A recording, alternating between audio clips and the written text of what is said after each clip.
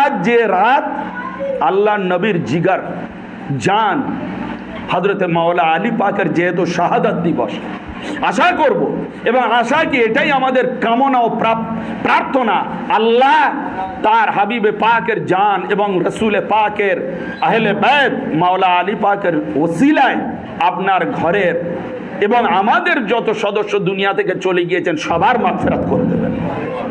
এটাই তো ঈমান, এনাদের ওসিলায়। তো এইবারে আমি সর্বপ্রথম সেই হযরতে আলী কাররামাল্লাহু ওয়াজহুল করিম হুজুর মাওলা মুশকিল কুশা এনার সম্বন্ধে কিছু কথা আপনাদের বলবো। উনি কিভাবে শহীদ হলেন বা ওনার মর্যাদাটা কি। দেখুন, সর্বপ্রথম হযরতে মাওলা আলী পাক ওনার যখন জন্ম লাভ করছেন সেটা হচ্ছে কাবা বাইতুল্লাহ শরীফের মধ্যে। আমরা আপনারা যারা হজে যাই দেখি যে কাবা শরীফের তোয়াফ করি, 7 চক্কর না দিলে আপনার হজ হবে না। সেই কাবা শরীফের একেবারে মধ্যস্থলে হযরতে আলী মাওলা মুশকিল কুশার জন্ম।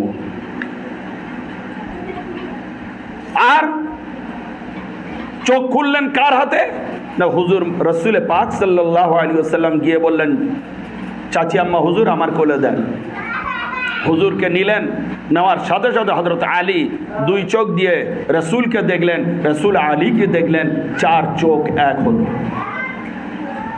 তা শান দেখুন, কোন জায়গায় জন্ম না আল্লাহর ঘরে জন্ম, আল্লাহর বাড়িতে জন্ম, আল্লাহর হাউজের মধ্যে জন্ম। তাহলে সেই মাওলা আলী মুশকিল কুশা পাক সম্বন্ধে আল্লাহর নবী বলছেন, আনা ওয়া আলিয়্যুম মিন নূরিন ওয়াহিদ, আমি এবং আলী একই নূর দ্বারা তৈরি। চিন্তা করুন, আল্লাহর নবী অন্য হাদিস শরীফের মধ্যে বলেছেন, আন-নাস মিন শাজারাতিন শাত্তা আনা ওয়া আলিয়্যুম মিন শাজারাতিন ওয়াহিদা, যে সমগ্র মানব জাতি আলাদা আলাদা গাছ থেকে তৈরি এবং আমিও আলী এক গাছ থেকে তৈরি। বুজুর্গানের দিনরা ওলামায়ে কেরামরা এর ব্যাখ্যা করেছেন এই হাদিস শরীফ, আনা ওয়া আলী মিন নূরিন ওয়াহিদ, এর মানে হচ্ছে এই, আল্লাহ রাব্বুল আলামিন সর্বপ্রথম যে নূর তৈরি করেছেন সেই নূর দ্বারা নূরে মুস্তাফা তৈরি করেছেন, আর সেই নূর দ্বারা হযরত মাওলা আলীকে তৈরি করেছেন সর্বপ্রথম। ওই 2 নূর হযরত আদম থেকে চলে আসছে, তারপরে হযরত আদম এনারা ওই নূরের ওসিলায় হযরত আদম থেকে চলে আসছে। আলীও আছেন, মুহাম্মদও আছেন, রাসূলও আছেন, ওলিও আছেন, একসাথে চলে আসছে ওপর থেকে। হযরত আদম, হযরত নূহ, হযরত ইব্রাহিম, হযরত মুসা, হযরত ঈসা যাবতীয় নবীদের থেকে চলে আসছেন। চলতে চলতে হযরত ইব্রাহিম অবধি এলেন এই নূর এসে এক নবীর নূর, নবুয়তের এক ওয়ালায়াতের নূর, ওয়ালির নূর। হযরত ইব্রাহিমের কাছে এসে 2টো ভাগ হলো। হযরত ইব্রাহিম আলাইহিস সালামের 2 শাহজাদা, ইসহাক ও ইসমাইল। তো এই 2 নূর হযরত ইসমাইলের দিকে এলেন, ইসহাক নবী থেকে ওই দিকে চলে গেলেন হযরত ইয়াকুব নবী, আপনার যত বনি ইসরাইলের নবী, সুলাইমান নবী থেকে নিয়ে হযরত মুসা, ঈসা সমস্ত ওই দিকে চলে গেলেন। আর এই নূর আমার নবী ও ওলি নূর হযরত ইসহাক আপনার ইসমাইল পেলেন। ইসমাইল থেকে আর কোন নবী আসেননি, ইসমাইল থেকে কোন নবী আর আসেননি। ইসমাইলের পরে যিনি আখেরি শেষ নবী আসছেন তিনি হচ্ছেন আমার নবী মুস্তাফা সাল্লাল্লাহু আলাইহি ওয়াসাল্লাম। তো ইসমাইল থেকে ওই নূর, 2 নূর চলছে। ইসমাইলের পরে ওনার আওলাদ হতে হতে হতে হতে হযরতে আব্দুল মুত্তালিব নবী পাকের দাদুজান অবধি এলো। তো দাদুজান অবধি যখন এলো, দাদুজানের যে আপনার 10 সন্তান, সেই 10 সন্তানের মধ্যে হযরতে আব্দুল্লাহ এবং হযরত আবু তালেব অবধি এই নূর এলো। হযরতে আব্দুল্লাহ নূর পেলেন হযরতে রসুল পাকের নবুয়তের নূর, আর রসুলের আব্বা হচ্ছেন হযরতে আব্দুল্লাহ, আর বেলায়েতের নূর চলে গেল হযরতে আবু তালিবের কাছে। হযরতে আবু তালিব থেকে আলী আসছেন আর আব্দুল্লাহ থেকে মুহাম্মদ আসছেন। একদিকে মুহাম্মাদি নবুয়তের নূর, একদিকে মাওলা আলী বেলায়েতের নূর। এই নূর ওখান থেকেই 2টা তফাৎ হলো। কিন্তু সঙ্গে এসছেন সব সময়, সদা সর্বদা সেই ওপর থেকে নিয়ে জমিন অব্দি একসাথে এসছেন। খালি দুই আব্বা হুজুর দুইজন তফাত হয়ে গেলেন। এবং আরো কিরকম তফাত, হযরতে আব্দুল মুত্তালিবের বহু বিবি ছিলেন, বহু বিবি ছিলেন। এই নয় যে আপনার আব্দুল্লাহ অন্য স্ত্রীর, আবু তালিব অন্য স্ত্রীর, না, এনারা দুই ভাই একই মায়ের গর্ভে, অন্য স্ত্রীরও না, একই মায়ের গর্ভে। সেই অবস্থায় আজ এরা বলে কি না, এই মৌলবীরা নিজের বাপ মা নিজের জান্নাতি জাহান্নামে হওয়ার ঠিকানা নেই। এরা চলেছে আল্লাহর নবীর আম্মা আব্বা জান হযরতে মাওলা আলীর আব্বা আম্মা জান জান্নাতি কি জাহান্নামী সেই বিচার করতে।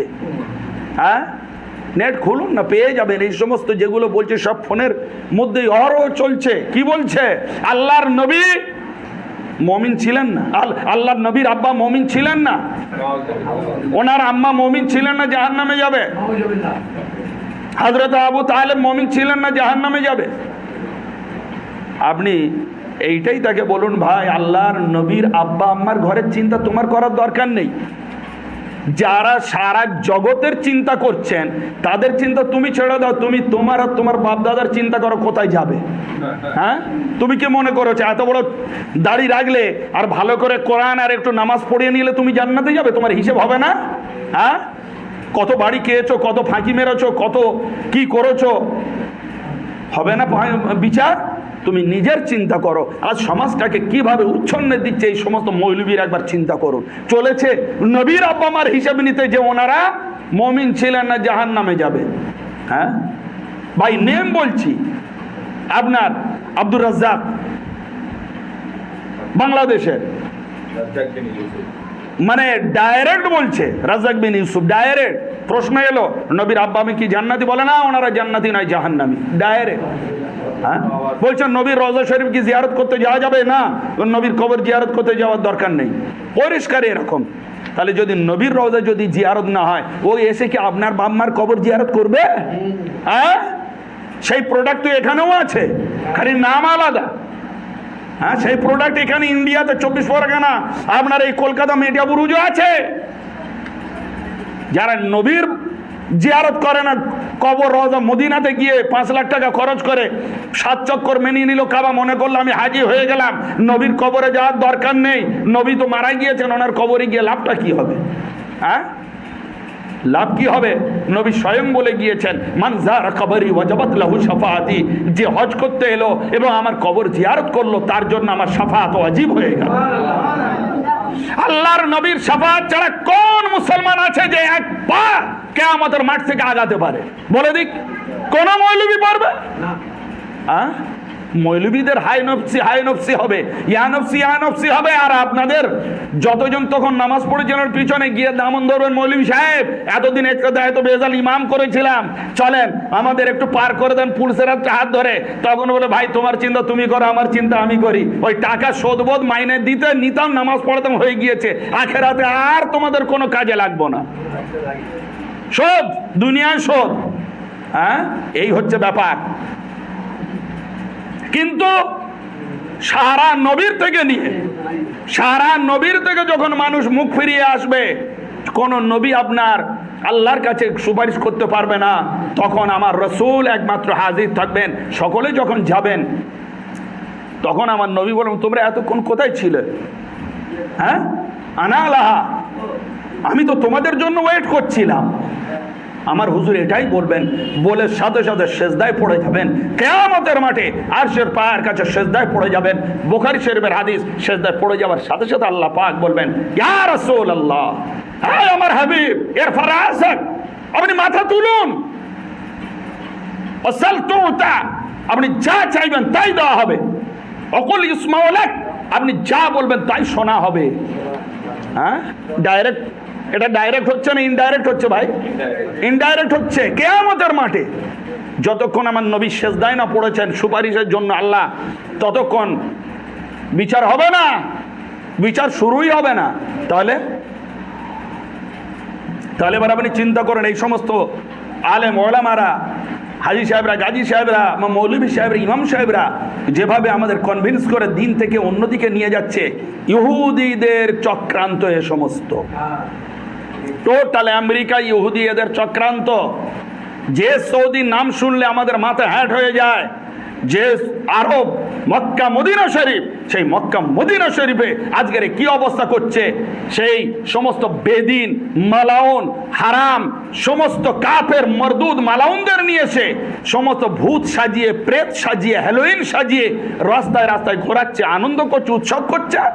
হ্যাঁ, ওটা আরবের বুকে জায়েজ। আর মিলাদুন নবী করুন, ওটা হারাম। হ্যাঁ, মিলাদুন নবী হারাম, জুলুসে নবী হারাম। কেন? এগুলো সাহাবারা করেননি তো ওগুলো কোন সাহাবারা করেছেন? তোদের কোন সাহাবারা ওগুলো করেছেন? হ্যাঁ, আমেরিকার সমস্ত হ্যালোইন ভূত প্রেত এনে আরবের ভূখণ্ডকে নাপাক করছে। হ্যাঁ, আমেরিকার ফৌজ দ্বারা আরবের ভূখণ্ড নাপাক করছে। আমাদের ইসরায়েল, এই ইহুদ, আপনার ফিলিস্তিনি ভাই বোনদের অনাহারে অকাতরে বোম মেরে চলেছে। কারা সাহায্য করছে? হ্যাঁ, এরাই তো সাহায্য করছে। হ্যাঁ, সে আপনার সৌদি বলুন, আর আপনার কুয়েত বলুন, কাতার বলুন, হ্যাঁ, দুবাই বলুন, আবুধাবি বলুন, এখানে আমাদের মসজিদ ভাঙছে। আর সেই যে ভাঙছে সে গিয়ে ওখানে বড় মসজিদ তৈরি করছে, জায়গা কে দিচ্ছে? হ্যাঁ, বড় মন্দির তৈরি করছে, জায়গা কে দিচ্ছে? হ্যাঁ, যে আরো ভূখণ্ডের মধ্যে যেখানে মন্দির হবে না সেই জায়গায় মন্দির, পৃথিবীর সব থেকে বড় মন্দির হচ্ছে। হ্যাঁ, কি করে হয় এসব? তাহলে ওরা কি মুসলমান? ওরা কি আল্লাহর রাস্তার? তাহলে আজ ওখান থেকে চলে এসছে যে যতদিন ওরা ভেবেছে, অ্যানালাইসিস করেছে, আমেরিকানরা, ইহুদিরা অ্যানালাইসিস করেছে, এরা যতদিন রসুলকে ধরে থাকবে, আলে নবীকে ধরে থাকবে, আহলে বাইতকে ধরে থাকবে, ওলি আল্লাহর সাথে মোহাব্বত করবে, পীর মশাইখ বুজুর্গানের দিন মানবে, ততদিন এদেরকে বেঈমান করতে পারবো না। এদেরকে ওই দিক থেকে ডিটাচ করে দাও, ডিটাচ করে দিলেই এরা অটোমেটিক্যালি বেঈমান হয়ে যাবে। এদের নামাজ ছাড়াতে হবে না, এদের রোজা ছাড়াতে হবে না, এদের হজ ছাড়াতে হবে না। নামাজ পড়তে পড়তে ও মসজিদে কবর হয়ে যাক, তবু আমেরিকানরা কিছু মনে করবে না, ইহুদিরা কোনো অবস্থা মনে করবে না। বাবা ওইভাবেই ওখানে মরে যাও, রোজা রেখে রেখে ওইভাবেই মরে যাও। কি করবে? আসল নামাজ, রোজা, হজ, যাকাত, দিন, ইসলাম, শরিয়তের যেটা আসল রু, ওই রুটাকে বার করে দিল, খোলসটা পড়ে থাকলো। রুটা কি? রুটা হচ্ছে হুব্বে রাসূল, মুহাব্বতে রাসূল, মুহাব্বতে আহলে বাইত, মুহাব্বতে আহলে বাইত ও মুহাব্বতে রাসূলটাই হচ্ছে নামাজের জান, আপনার ঈমানের জান, রোজার জান, হজের জান, ইসলামের জান, পুরো কলেমার জান হচ্ছে মুহাম্মদুর রাসূলুল্লাহ আহলে রাসূল। হ্যাঁ, সেইটাই বার করে দাও। সেইটাই যদি বার করে দাও, এ থাকলে কি হবে? আপনার কাছ থেকে যদি ভোটিং পাওয়ারটা ছিনিয়ে নেওয়া হয়, আপনি আবার থাকলেন কি বাঁচলেন, সরকারের কি যাবে? ভোটিং পাওয়ারটা যদি আপনার বার করে নেওয়া হয়, আপনার আর কিছু আসবে না, যাবে না সরকারের। কেন? আসল জিনিসটা তো ছিনিয়ে নেওয়া হয়েছে। হ্যাঁ, তো সেই রকম আপনার পরিচয়টা যদি ছিনিয়ে নেওয়া হয়, ব্যাস সব শেষ হয়ে গেল। আপনি যতই যা কিছু করেন, কিছু আসবে না। তো সেই রকম সেম আমাদের পরিচয় সর্বপ্রথম ছিল আল্লাহর নবীর মোহাব্বত। এটাই হচ্ছে ইসলামের সর্বপ্রথম আইডেন্টিটি, মুসলমানের আইডেন্টিটি। পরে নামাজ, রোজা, হজ, যাকাত হয়েছে, পরে ফরজ হয়েছে। সর্বপ্রথম নামাজ, রোজা, হজ, যাকাতের আগে নবী এসছেন, আর নবীর প্রতি সাহাবায়ে কেরাম মোহাব্বত করে দেখিয়ে দিয়েছেন। সর্বপ্রথম ঈমান এনেছেন হযরতে মাওলা আলী মুশকিল কুশা পাক, সর্বপ্রথম ওনার সাথে উনি নামাজ পড়েছেন। সোমবার ওহী নাজিল হয়েছে, মঙ্গলবার উনি ঈমান এনেছেন। হযরত খাদিজাতুল কুবরা ঈমান এনেছেন। তাহলে আজ প্রথম মোহাব্বত করেছেন, সেই মোহাব্বত, তারপরে আমল এসছে। মোহাব্বত ছাড়া কোনো আমল আপনার কাজে লাগবে না। সেই জন্যই তো নামাজের মধ্যে আল্লাহর নবীর জিকির আছে। যখন আমরা আত্তাহিয়াত পড়ি, কি পড়ি? আত্তাহিয়াতু লিল্লাহি ওয়াস সালাওয়াতু ওয়াত তাইয়্যিবাতু আসসালামু আলাইকা আইয়ুহান নাবিয়্যু ওয়া রাহমাতুল্লাহি ওয়া বারাকাতুহু। হ্যাঁ, পড়ি না? নবীদের সালাম জানা, আমার হুজুরকে সালাম জানানো হচ্ছে নামাজের মধ্যে। হ্যাঁ, জিজ্ঞাসা করুন কোন মৌলভী সাহেবকে যে ভাই নবীর তারিফ শুনলে আপনারা রেগে যান, নবীর মিলাদ মাহফিল তারিফ শুনলে, কিন্তু নামাজে তো আত্তাহিয়াতে নবীর ওপরে সালাম না পড়লে নামাজই আমরা শেষ করতে পারি না। হ্যাঁ, তাহলে আল্লাহর নামাজ পড়ছি, নবীর নাম নেব কেন? কিসের জন্য নেব? জিজ্ঞাসা করুন যারা আল্লাহকে নবী থেকে আর নবীকে আল্লাহ থেকে ডিটাচ করে আপনাদের রাইট তাদেরকে প্রশ্ন করার। কিন্তু আপনারা প্রশ্ন করবেন কেমন ভাবে? আপনারা না লেখাপড়া জানেন, না লেখাপড়া করার চেষ্টা করেন, না দ্বীন ইসলাম বোঝেন, না বোঝার চেষ্টা করেন। ওই বাচ্চারা ছোটবেলায় যেমন মা চিবিয়ে যেটুকুনি খাইয়ে দেয়, বাচ্চা সেইটুকু গিলে খেয়ে নেয়, পেট ভরে যায়, ব্যাস তাই। সে যদি বমি করে ওই চিবানোটাই বেরিয়ে আসবে বাচ্চার পেট থেকে, কি মা যেটুকুনি খাইয়েছে, আর তো আলাদা তার পেটে কিছু নেই। সেম আমরা 8 থেকে 80 এই বছর বেঁচে গেলাম, কিন্তু ওই মৌলবীদের চবনকৃত জিনিস খেয়ে খেয়ে ওইভাবেই আমরা চলেছি। না আমরা পড়েছি, না আমরা জেনেছি যে মৌলবীটা আমাদের কোন দিকে নিয়ে যাচ্ছে, তাও অ্যানালাইসিস করে দেখি, গবেষণা করে দেখি, সেটুকুও করিনি। হ্যাঁ, আজ বলুন তো, মৌলবীদের মুখে আপনারা শুনেছেন, আমার হাদিস আজ কোট করবো, আমি চ্যালেঞ্জ করে যাব লাখ টাকার, যে একটা হাদিসের ওপরে আপনাদের যেগুলো আমি শুনিয়ে যাব। সর্বপ্রথম আমার নবী দুনিয়া থেকে যখন চলে গেলেন কি রেখে গেলেন একবার জিজ্ঞাসা করুন তো। এরা বলবে নবী কি রেখে গেলেন? সুন্নত আর কোরআন রেখে গেলেন, কোরআন আর সুন্নত, কোরআন আর হাদিস রেখে গেলেন। আমি বলবো যে ভাই ওটা পরের ব্যাপার। সর্বপ্রথম নবী 86 হাদিস তিরমিজি শরীফে আছে, মুসলিম শরীফে আছে। আল্লাহ নবী সাল্লাল্লাহু আলাইহি ওয়াসাল্লাম বলছেন, আমি তোমাদের মধ্যে দুটো জিনিস রেখে যাচ্ছি। দুটো জিনিসের মধ্যে এক হচ্ছে আল্লাহর কোরআন, আর দ্বিতীয় হচ্ছে আমি নবী আমার আহলে বায়ত। আমি নবী আমার আহলে বায়ত রেখে যাচ্ছি, আহলে বায়ত আর কোরআন। এই দুটো জিনিস তোমাদের মধ্যে রেখে যাচ্ছে। কোন মৌলবীর আপনাদের এই বটতলায় সারাউন্ডিং এই মেটিয়া বুরুজের মধ্যে কোন মৌলবীর কোন জুমার বয়ানে শুনেছেন? বলুন বুকে হাত দিয়ে। হ্যাঁ, হাওয়ালা নেবেন, হাওয়ালা নেবেন। হ্যাঁ, ফোন করবেন, হাওয়ালা একদম পুরো আপনার স্ক্রিনশট আপনার ফোনে পাঠিয়ে দেবো, দরকার পড়েছে মৌলবীর নাম্বার দেবেন, পাঠিয়ে দেবো। তাহলে কেন আপনার পয়সা খেয়ে আপনার পয়সা নিচ্ছে? সমস্ত মৌলবী সাহেব যত মসজিদে আছে, মৌলবী সাহেবরা আপনাদের পয়সা নিয়েই মাইনে করে, নিজের বাড়ি থেকে ভাত পান্তা এনে আপনার সেবা দেয় না। আপনার খেয়ে আপনার পয়সা নিয়ে মাইনেতে এই যে আপনার নামাজ পড়াচ্ছে, এতে কি করছে? নিজেদের জামাতের প্রোগ্রেস করাচ্ছে। একটু ভালো করে আপনার বাচ্চা নিয়ে গেল, ছোট বাচ্চার কোরআন শরীফ শিখিয়ে দিল, একটু সূরা একটু মুখস্থ করিয়ে দিল, একটু দোয়া দরুদ সুন্দর করে শিখিয়ে দিল। আপনি ভাবলেন আলহামদুলিল্লাহ আমার জবান ঘরে না আমার ছেলে কত সুন্দর কারি হয়ে এসছে মসজিদ থেকে, কিন্তু সর্বনাশটা ওখানেই তো করে দিল, সর্বনাশটা করে দিল ওখানেই। আর ওই সর্বনাশ কি করলে আপনি বুঝতেই পারলেন না। ওই ছেলেকে কোরআন দিয়েছে, কোরআন দিয়ে ওর মধ্যে থেকে রসুলের মোহাব্বতে ঈমান ছিনিয়ে নিয়েছে। আপনার যে তরিকা, সেই তরিকা যেটা 1400 বছর চলে আসে তা ছিনিয়ে নেওয়া হয়েছে। যখন আপনি মরে যাবেন তখন ওই ছেলে বলবে 40-এ করার দরকার নেই মা। কেন?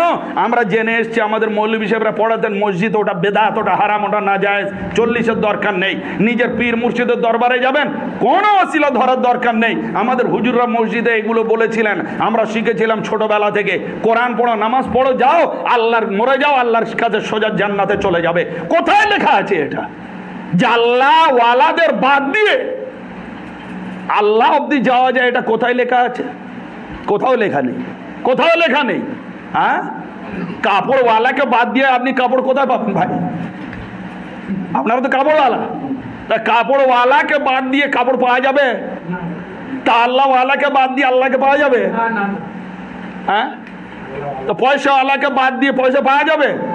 তা যে মৌলবী সাহেবরা বলছে ওলি আউলিয়া বুজুর্গানেদিন নবী আহলে বায়ত এনাদের কাছে মদদ চাওয়া, দূর থেকে ডাকা, ইয়া গস পাক আল মদদ, ইয়া নবী আল মদদ, ইয়া আলী আল মদদ বলা শিরক। শিরক। কেউ মদদ করতে পারে না। মদদ মানে সাহায্য, হেল্প।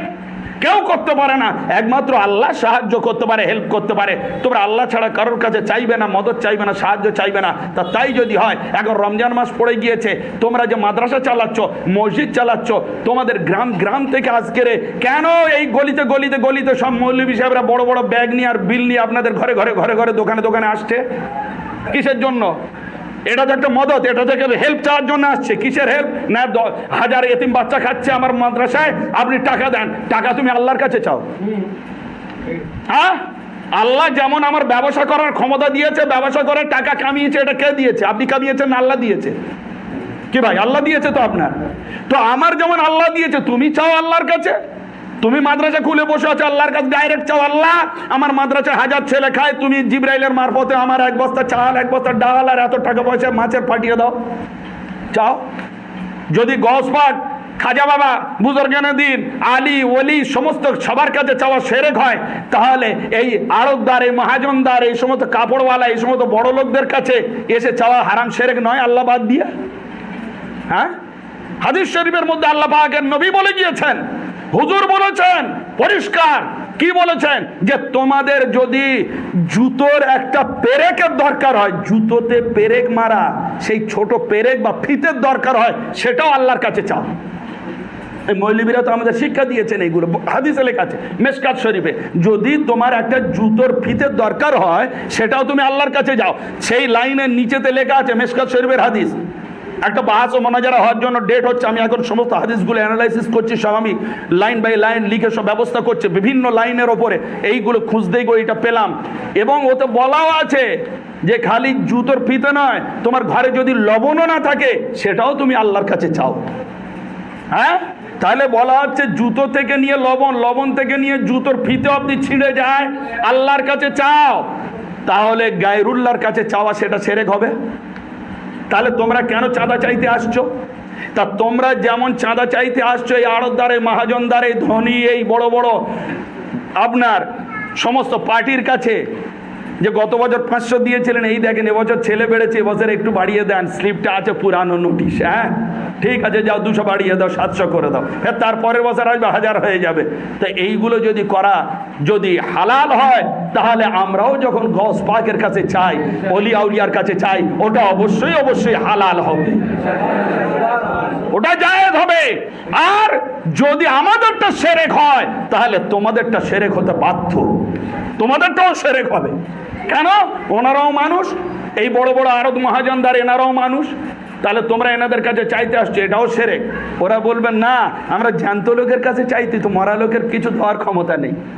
এই জায়গাটা হচ্ছে আসল ফ্রিকশন, এই জায়গাটায়। তার মানে ওরা বোঝাতে চাইছে মাজারে যত শুয়ে আছে, নবী থেকে নিয়ে আপনার মহল্লার ওলি পর্যন্ত সব মরে গিয়েছে অক্ষম। যারা জমিনের ওপরে এই 2 ব্যাটারি নিয়ে চকচকে করে ঘুরে বেড়াচ্ছে, এরা জ্যান্ত জীবিত, এদের কাছে চাওয়া যায়। বোঝা গেল?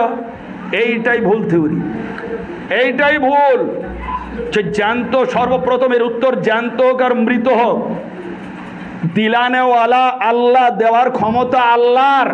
সেই আল্লাহ জ্যান্ত লোক ও মৃত লোক, যার মাধ্যমে আল্লাহর ইচ্ছা হবে দেওয়া হবে, নাম্বার 1। নাম্বার 2, এরা বলে যারা কবরে মাজারে শুয়ে আছে, ওলি আল্লাহ থেকে নবী পর্যন্ত, এনারা অক্ষম, এনাদের দেওয়ার কোনো ক্ষমতা নেই, এরা মারা গিয়েছেন। হ্যাঁ, সেকেন্ডের জন্য মেনে নিচ্ছি, এনারা মারা গিয়েছেন।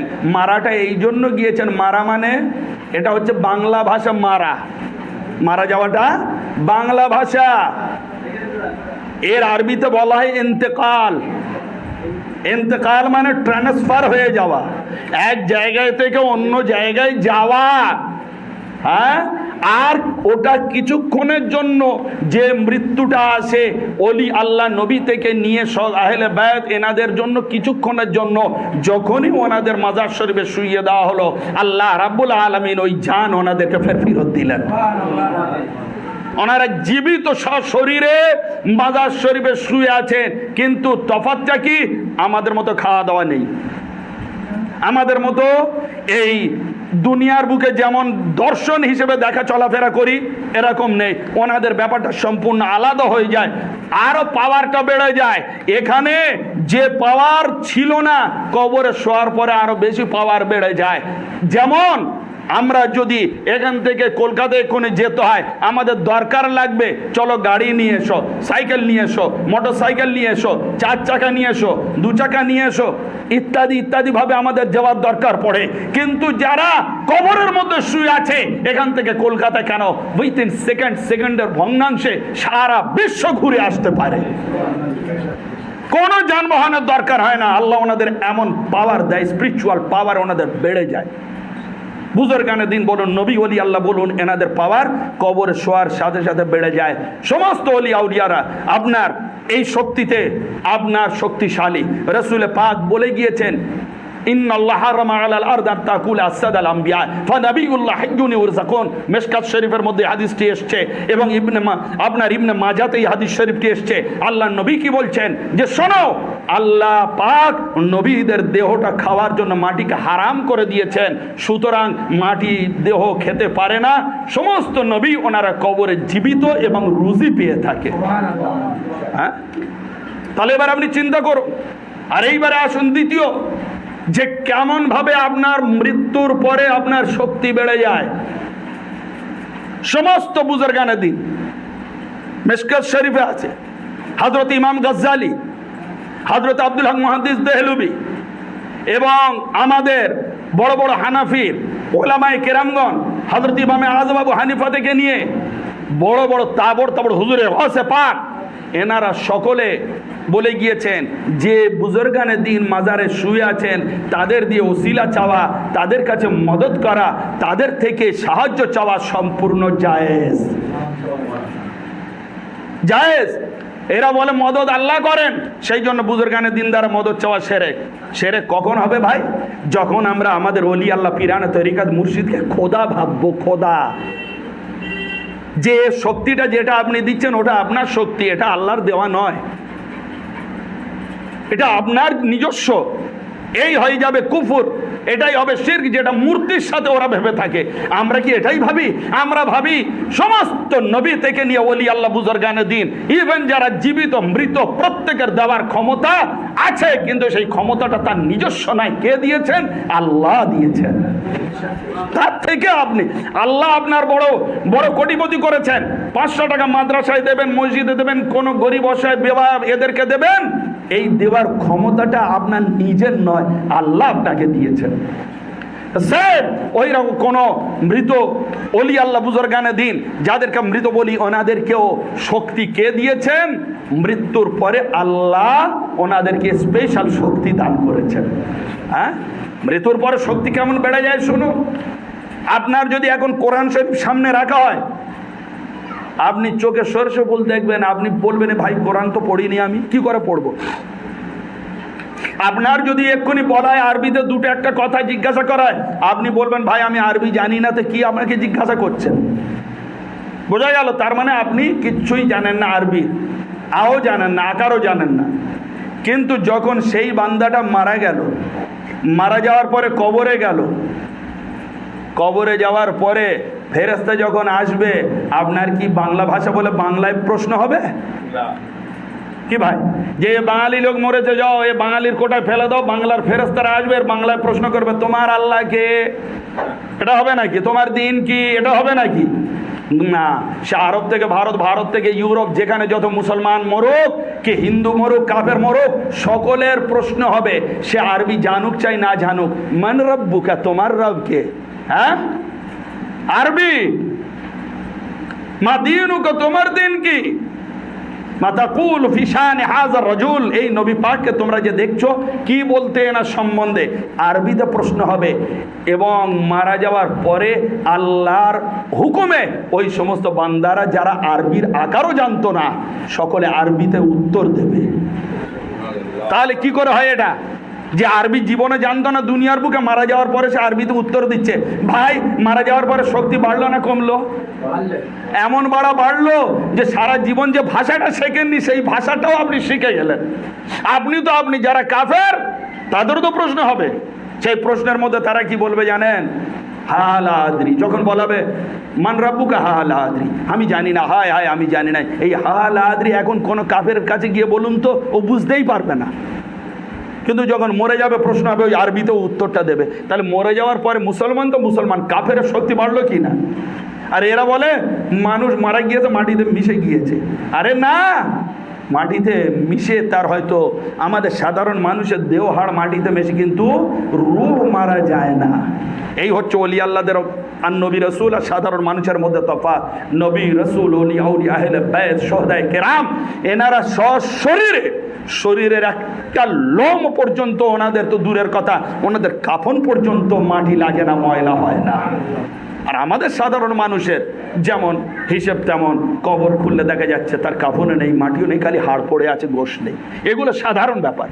কিন্তু তার সত্ত্বেও এনাদের ওই কবর থেকে আপনার কিভাবে শক্তি সঞ্চয় করলো দেখুন। আল্লাহর নবী বলেছেন, যখন তোমরা জুতো পায়ে দিয়ে কবরের পাশ দিয়ে হেঁটে যাও, তোমাদের ওই জুতোর যে চপট চপট শব্দ হয়, ওই মাটির নিচে মাইয়েত শুয়ে থাকে, তার কানে সেই শব্দ শুনতে পায়। হ্যাঁ, এ তো হাদিস শরীফ। তাহলে কি করে বলে যে মাইয়েদের কোনো ক্ষমতা থাকে না? যারা মারা গিয়েছে তাদের আর কোনো ক্ষমতা নেই? হ্যাঁ, মৌলভী সাহেব যখন ঘুমিয়ে থাকবে, যারা বলে ওলি আল্লাহর ক্ষমতা নেই, মৌলভী সাহেব ঘুমিয়ে থাকে, পাশ থেকে যদি হাতিও চলে যায় মৌলভী সাহেব বুঝতে পারবে? মরণ তো দূরের কথা, দুনিয়া টেস্ট করে দেখুন, যখন ঘুমিয়ে থাকবে এমনও মাঝে মাঝে ঘুম হয়ে যায় যে হয়তো নামাজও কাজা হয়ে যায়, হ্যাঁ, আজানও ফেল হয়ে যায়।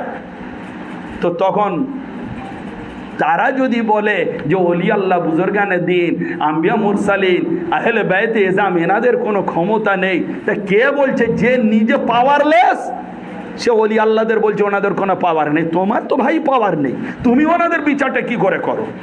তো আল্লাহ নবী কি বললেন? আমি দুটো জিনিস রেখে গেলাম। সেই দুটো জিনিস কি? এক আল্লাহর কোরআন, দ্বিতীয় আমার আহলে বাইত, আমার ঘরানা। হ্যাঁ, ইন্নামা ইউরিদুল্লাহু লিইউযহিবা আনকুম আর-রিজসা আহলাল বাইত ওয়া ইউতাহহিরাকুম তাতহীরা। কোরআন 22 পারা সূরা আহজাব। আল্লাহ পাক বলছেন যে আমি আমার নবীর ঘরানা আহলে বাইতের পবিত্রতাকে রক্ষা করার জন্য আমি সম্পূর্ণ কুলসতা মুক্ত করে দিলাম, সমস্ত দোষণীয় থেকে তাদেরকে হেফাজত করলাম। কোন রকম পাপ, কোন রকম আপনার ইসলাম দৃষ্টান্তে যেগুলো পাপ অঙ্কিল, সব থেকে আমি হেফাজত করে ওনাদেরকে পাক ও পবিত্র করে দিলাম। পাক যাতে নারা, আল্লাহ নিজে পাক করে দিয়েছেন নবী ও নবীর ঘরানাকে, নবী ও নবীর আহলে বাইতকে আল্লাহ পাক করে দিয়েছেন। কোরআন শরীফের মধ্যে এসছে। তখন আল্লাহর নবী হাত তুললেন, কি বলে? আল্লাহুম্মা আহলা বাইতি, আল্লাহুম্মা হাউলা আহলে বাইতি, এ আল্লাহ এনারাই হলেন আমার আহলে বাইত। কে? আলী ও ফাতিমা, হাসান ও হোসেন আলাইহিমুস সালাম।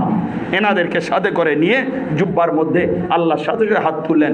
যে তার মানে কি বোঝা যায়? আল্লাহ পাকের হাবিব কোরআন অনুযায়ী তাফসীর করে গেলেন যে যদি তোমাদের হেদায়েত পেতে হয়, আলী, ফাতিমা, হাসান, হোসেন এনাদেরকে তোমরা চেনো, জানো। আজ কজন জানি আমরা? কজন বুঝি? হযরত মাওলা আলী মুশকিল কুশা যে আজকের শাহাদাত রাত কেউ জানি আমরা? হ্যাঁ, এ তো আমার মুর্শিদের দরবারের ফয়েজ ও বরকত, 4 নম্বর দরবার শরীফ হুজুরের তো নিগাহ কারাম, যারা ওখানে গিয়েছে এই ফয়েজ পে তার অরিজিনাল ইসলামটা কি তারা জেনেছে, বুঝেছে। হ্যাঁ, এই মেটিয়াবুরু সার্কেলে বহু মানুষ যারা যাচ্ছে, বুঝছে, পাচ্ছে, দেখছে, অরিজিনালিটি বিচার করছে, বিচার করে সেখানে বাইত ও মুরিদ হয়ে আহলে বাইতের গোলাম হয়ে যাচ্ছে। হ্যাঁ, সে কেমন মুসলমান যে রসুল পাকের বেলাদত শরীফ জানে না? সে কেমন মুসলমান যে মাওলা আলী পাকের বেলাদত ও শাহাদত জানে না? সে কেমন মুসলমান হযরত ইমাম হাসান হোসেন পাকের বেলাদত ও শাহাদত জানে না? সে কেমন মুসলমান যে মাওলা হোসেনের বেলাদত ও শাহাদত জানে না? সে কেমন মুসলমান যে হযরত হাসান আল মুসান্নার বেলাদত ও শাহাদত জানে না? সে কেমন মুসলমান যে হযরতে জাইনুল আবেদিনের বেলাদত ও শাহাদত জানে না? সে কেমন মুসলমান যে হযরত ইমাম বাকিরের বেলাদত ও শাহাদত জানে না? সে কেমন মুসলমান যে হযরত ইমাম জাফর সাদিকের বেলাদত ও শাহাদত জানে না? সে কেমন মুসলমান যে মুসা কাজিমের বেলাদত ও শাহাদত জানে না? সে কেমন মুসলমান যে হযরত আলী রেজার শাহাদত ও বেলাদত জানে না? সে কেমন মুসলমান যে ইমাম তাকি, ইমাম নাকি, ইমাম হাসান আসকারীর শাহাদত ও বেলাদত জানে না? সে কেমন মুসলমান যে হযরত ইমাম মেহেদীকে পর্যন্ত চেনে না? সে কেমন মুসলমান যে আল্লাহর নবীর ঘরানা হুজুরে গাউসে পাক এনাদেরকে বোঝে না? সে কেমন মুসলমান? হ্যাঁ, কেমন মুসলমান? সে কোরআন পড়লো। কোরআন কোত্থেকে এলো? আল্লাহর নবীর ঘর থেকে এলো। কোরআন আমরা দুনিয়া, আল্লাহর ঘর তো কাবা আছে, তবু কাবা থেকে পাইনি। আল্লাহ তো বলতে পারতেন চলে যাও, কোরআন আমি আমার কাবার মধ্যে দিচ্ছি, ওটা আমার ঘর, ওখান থেকে গিয়ে নিয়ে নেবে। নামাজ ওই কাবার মধ্যে দিলাম, কাবায় থেকে নিয়ে না, আমার ঘর থেকে আমার জিনিসগুলো নাও না। কোত্থেকে? আল্লাহর নবীর কাছ থেকে। তো আল্লাহর নবীর কাছ থেকে আমরা আল্লাহর কোরআন পেয়েছি, দ্বীন পেয়েছি, ইসলাম পেয়েছি, শরিয়াত পেয়েছি। শরিয়াত নিয়ে মৌলবীরা মারামারি করছে, শরিয়াত পেয়েছি। হ্যাঁ, একটা সেই শরীয়ত যেমন দিন ইসলাম আল্লাহর নবীর ঘর থেকে পেয়েছি, তেমন সেই শরীয়তের রক্ষা করেনেওয়ালা আল্লাহর নবীর ঘর থেকে আলী ও ফাতেমা, হাসান, হোসেন ও গৌসে পাককে আমরা পেয়েছি। তা তোমরা আমলটা নিলে, আর আমল যে যারা হেফাজত করলেন সেই আমল হেফাজতকারী আল্লাহ নবীর ঘরানা আহলে বাইতকে নিলে না? হ্যাঁ, বই নিলে বইয়ের গুরুদেরকে নিলে না? কেতাব নিলে কেতাবের শিক্ষককে নিলে না? হ্যাঁ, বই নিলে বইয়ের পড়ানোওয়ালা মাস্টারকে নিলে না?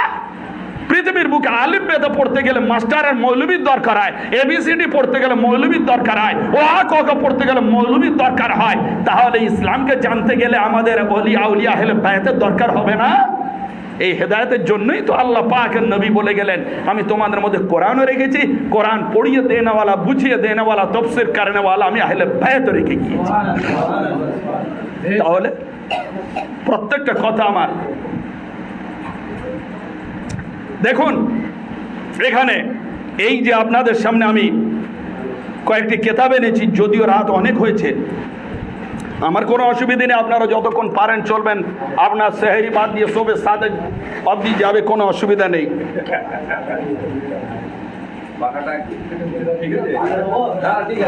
তো আজ যেটা আপনাদেরকে আমি বলছি যে দেখুন, আমার সামনে একটা কেতাব আছে, সেই কেতাবটা নাম হচ্ছে তারিকুল খোলাফা, ইমাম জালালউদ্দিন সিউতি আলী রহমান লেখা।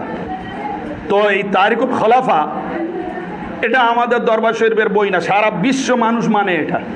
এনার বই, এনার লেখা কেতাব তাফসীরে জালালাইন, অন্যান্য কেতাব আমাদের এই তারিকুল খোলাফাও মাদ্রাসা সিলেবাসে, সরকারি মাদ্রাসা সিলেবাসে পড়ানো হয়। এখানে কি বলা হচ্ছে দেখেন, এখানে বলা হয়েছে যে হযরতে মাওলা আলী মুশকিল কুশা পাকের সম্বন্ধে যে আল্লাহ নবী সাল্লাল্লাহু তাআলা আলাইহি ওয়া আহলে বাইতি ওয়াসাল্লাম হুজুর মাওলা আলী মুশকিল কুশা পাক সম্বন্ধে কি বলেছেন দেখুন। আল্লাহ নবী সাল্লাল্লাহু আলাইহি ওয়া আহলে বাইতি ওয়াসাল্লাম তিনি যখন মদিনা শরীফে হিজরত করে পৌঁছালেন, এই কেতাবের 257 পৃষ্ঠায় লেখা আছে, যখন মদিনা শরীফে আল্লাহ নবী হিজরত করে পৌঁছালেন, সেখানে তো কেউ নেই, সব অপরিচিত। তো আল্লাহ নবী কি করলেন দেখলেন, সকল মুহাজিরিনদের অসুবিধা হচ্ছে, সবাই ভাই ভাই করে ভাই বন্ধনে আবদ্ধ করে দিলেন। হযরত আবু বকর একজন আনসারের ভাই হলেন, হযরত ওমর একজন আনসারের ভাই হলেন, হযরত ওসমান একজন ওখানকার লোকাল আনসার মদিনাবাসীর ভাই হয়ে গেলেন, একে অপরে সব সাহাবায়ে কেরাম ভাই হয়ে গেলেন। সবাইকে যখন ভাই ভাই আবদ্ধ করে দেওয়া হলো, তখন আর কেউ বাকি নেই। আল্লাহ নবী হজরা শরীফে চলে এলেন।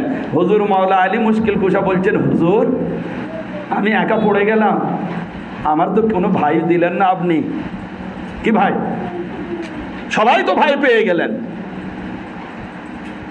তখন হুজুর মাওলার এই ব্যতীত আরজি শুনলেন, কে রসুলে পাক ব্যতীত আরজি শুনে বললেন, আলী তোমার কি চিন্তা?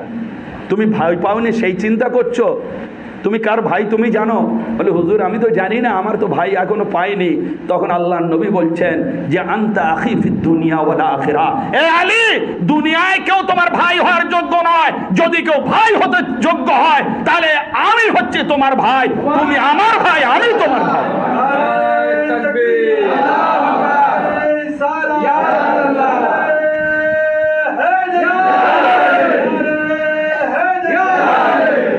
দেখুন এখানে লিখছে যে या रसूल अल्लाह के आपने तमाम सहाबा के दरमियान रिश्ता मवाखात कायम फरमाया,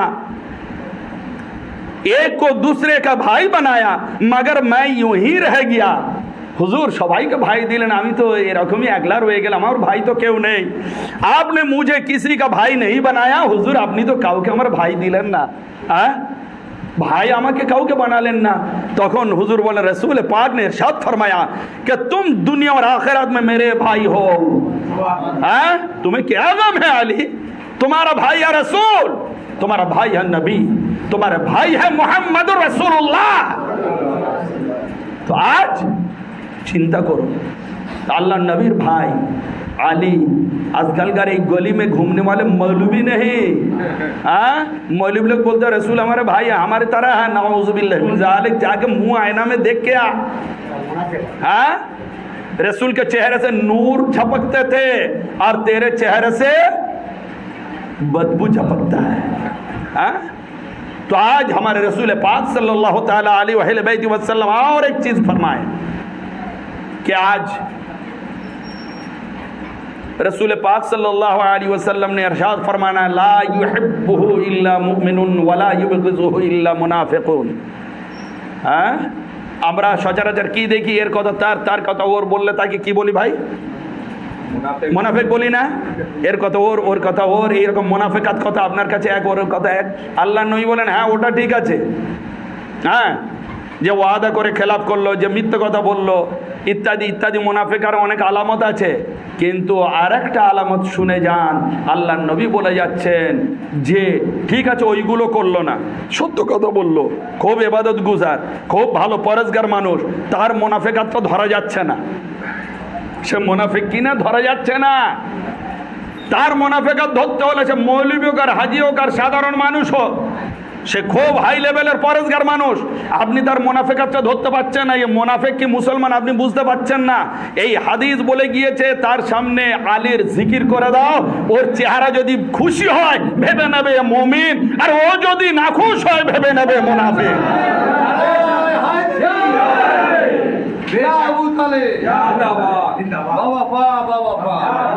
এইবারে আল্লাহ নবী বলছেন, সেটা আরবি শুনুন, লা ইউহিব্বুহু ইল্লা মুমিনুন, যে আলীকে মুমিন ছাড়া কেউ ভালোবাসবে না। আলা ইউহিব্বুহু ইল্লা মুনাফিকুন, আর আলীকে মুনাফিক ছাড়া কেউ দুশমনি করবে না। তো দেখুন, বড় বড় নামাজিওয়ালা, হাজিওয়ালা, দাড়িওয়ালা, টুপিওয়ালা, জুব্বাওয়ালা, মৌলবীওয়ালা, ইমামওয়ালা, কোরআনওয়ালা, হাদিসওয়ালা, মুফাসসির, মুহাদ্দিস, যারা আপনার বাচ্চাদের কোরআন পড়ায়, মসজিদে নিয়ে যায়, জামাত করায়, বিভিন্ন মক্তব করছে, তাদের সামনে একবার আলী আলী করুন, দেখবেন ওর দিল খালি হয়ে যাবে, সাথে সাথে ওর ইমান খালি হয়ে যাবে। বলবে কেন আলী আলী করো ভাই? হ্যাঁ, এবং আরো কি, আপনি মাওলা আলী বলুন, ওতে আরো রাগ ধরবে, তখন বলবো কেন মাওলা বলছো? হ্যাঁ, মাওলা তো ওনার বলা ঠিক, মাওলা আল্লাহ। আরে কামবাক্ত, মাওলা আল্লাহ ছাড়া আর কেউ মাওলা নেই। কোরআন পড়িসনি?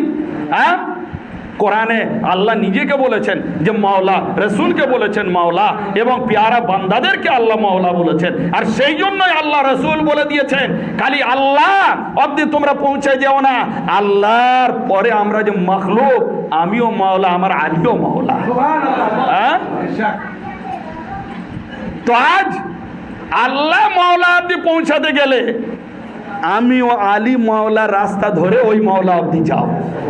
হ্যাঁ, ডাইরেক্ট আল্লাহ মাওলা অব্দি কি করে পৌঁছাবে? তো সেই মাওলা অব্দি পৌঁছাতে হলে রসুলকে ধরতে হবে। রসুল মাওলা অব্দি কি করে পৌঁছাবে? রসুল দেখিয়ে দিয়েছেন, মান কুনতু মাওলা ফাহাযা আলিয়্যুন মাওলা, আমি যার মাওলা আলী তার মাওলা। আলীর দ্বার অব্দি এসো, আমার অব্দি পৌঁছে যাবে, আর আমার অব্দি পৌঁছালে আলী আল্লাহ অব্দি তোমরা পৌঁছে যাবে। হ্যাঁ, কি মনে করেছো আজ পৃথিবীর সমস্ত দরবার, পৃথিবীর যত ওলি আউলিয়া, আমি চ্যালেঞ্জ করে বলে যাচ্ছি, পৃথিবীর যত ওলি আল্লাহর দরবার, পৃথিবীর যত ওলি আল্লাহর দরবার, পৃথিবীর যত পীরানে তরিকতের দরবার, যত ওলি আল্লাহ পীরানে তরিকতের দরবার, যে সিলসিলা চলে মাওলা আলীর বাধায় ছাড়া কারো তরিকা চলে না। খুলে দেখুন দেওবন্দীদের সিলসিলা, চার তরিকা মাওলা আলীর অব্দি গিয়ে মিশেছে, কি কাদরিয়া, কি চিশতিয়া, কি নকশবন্দি, কি সাহরওয়ার্দিয়া, চার তরিকা মাওলা আলী অব্দি মিশেছে। কোথাও ইমামে হাসান হোসেন মিশেছে, ওখান থেকে নিয়ে হযরতে আপনার ইমাম বাকের, ইমাম জাফর সাদিক, ইমাম কাজী মুসা রেজা থেকে, ইমাম হাসান থেকে, হোসেন থেকে নিয়ে আপনার আলীতে গিয়েছে। কোথাও আবার যেটা লাস্ট, সেটা হচ্ছে নকশবন্দিয়া তরিকা। সেই নকশবন্দিয়া তরিকা খালি কোথায় দুটো তরিকা ওর আছে, একটা হচ্ছে এই তরিকা, আর একটা হচ্ছে হাসান বসরি থেকে।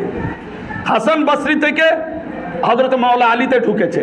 মাওলা আলীতে ঢুকতেই হবে, সে হাসান বসরি হও কিংবা মাওলা আলীর আওলাদ হও।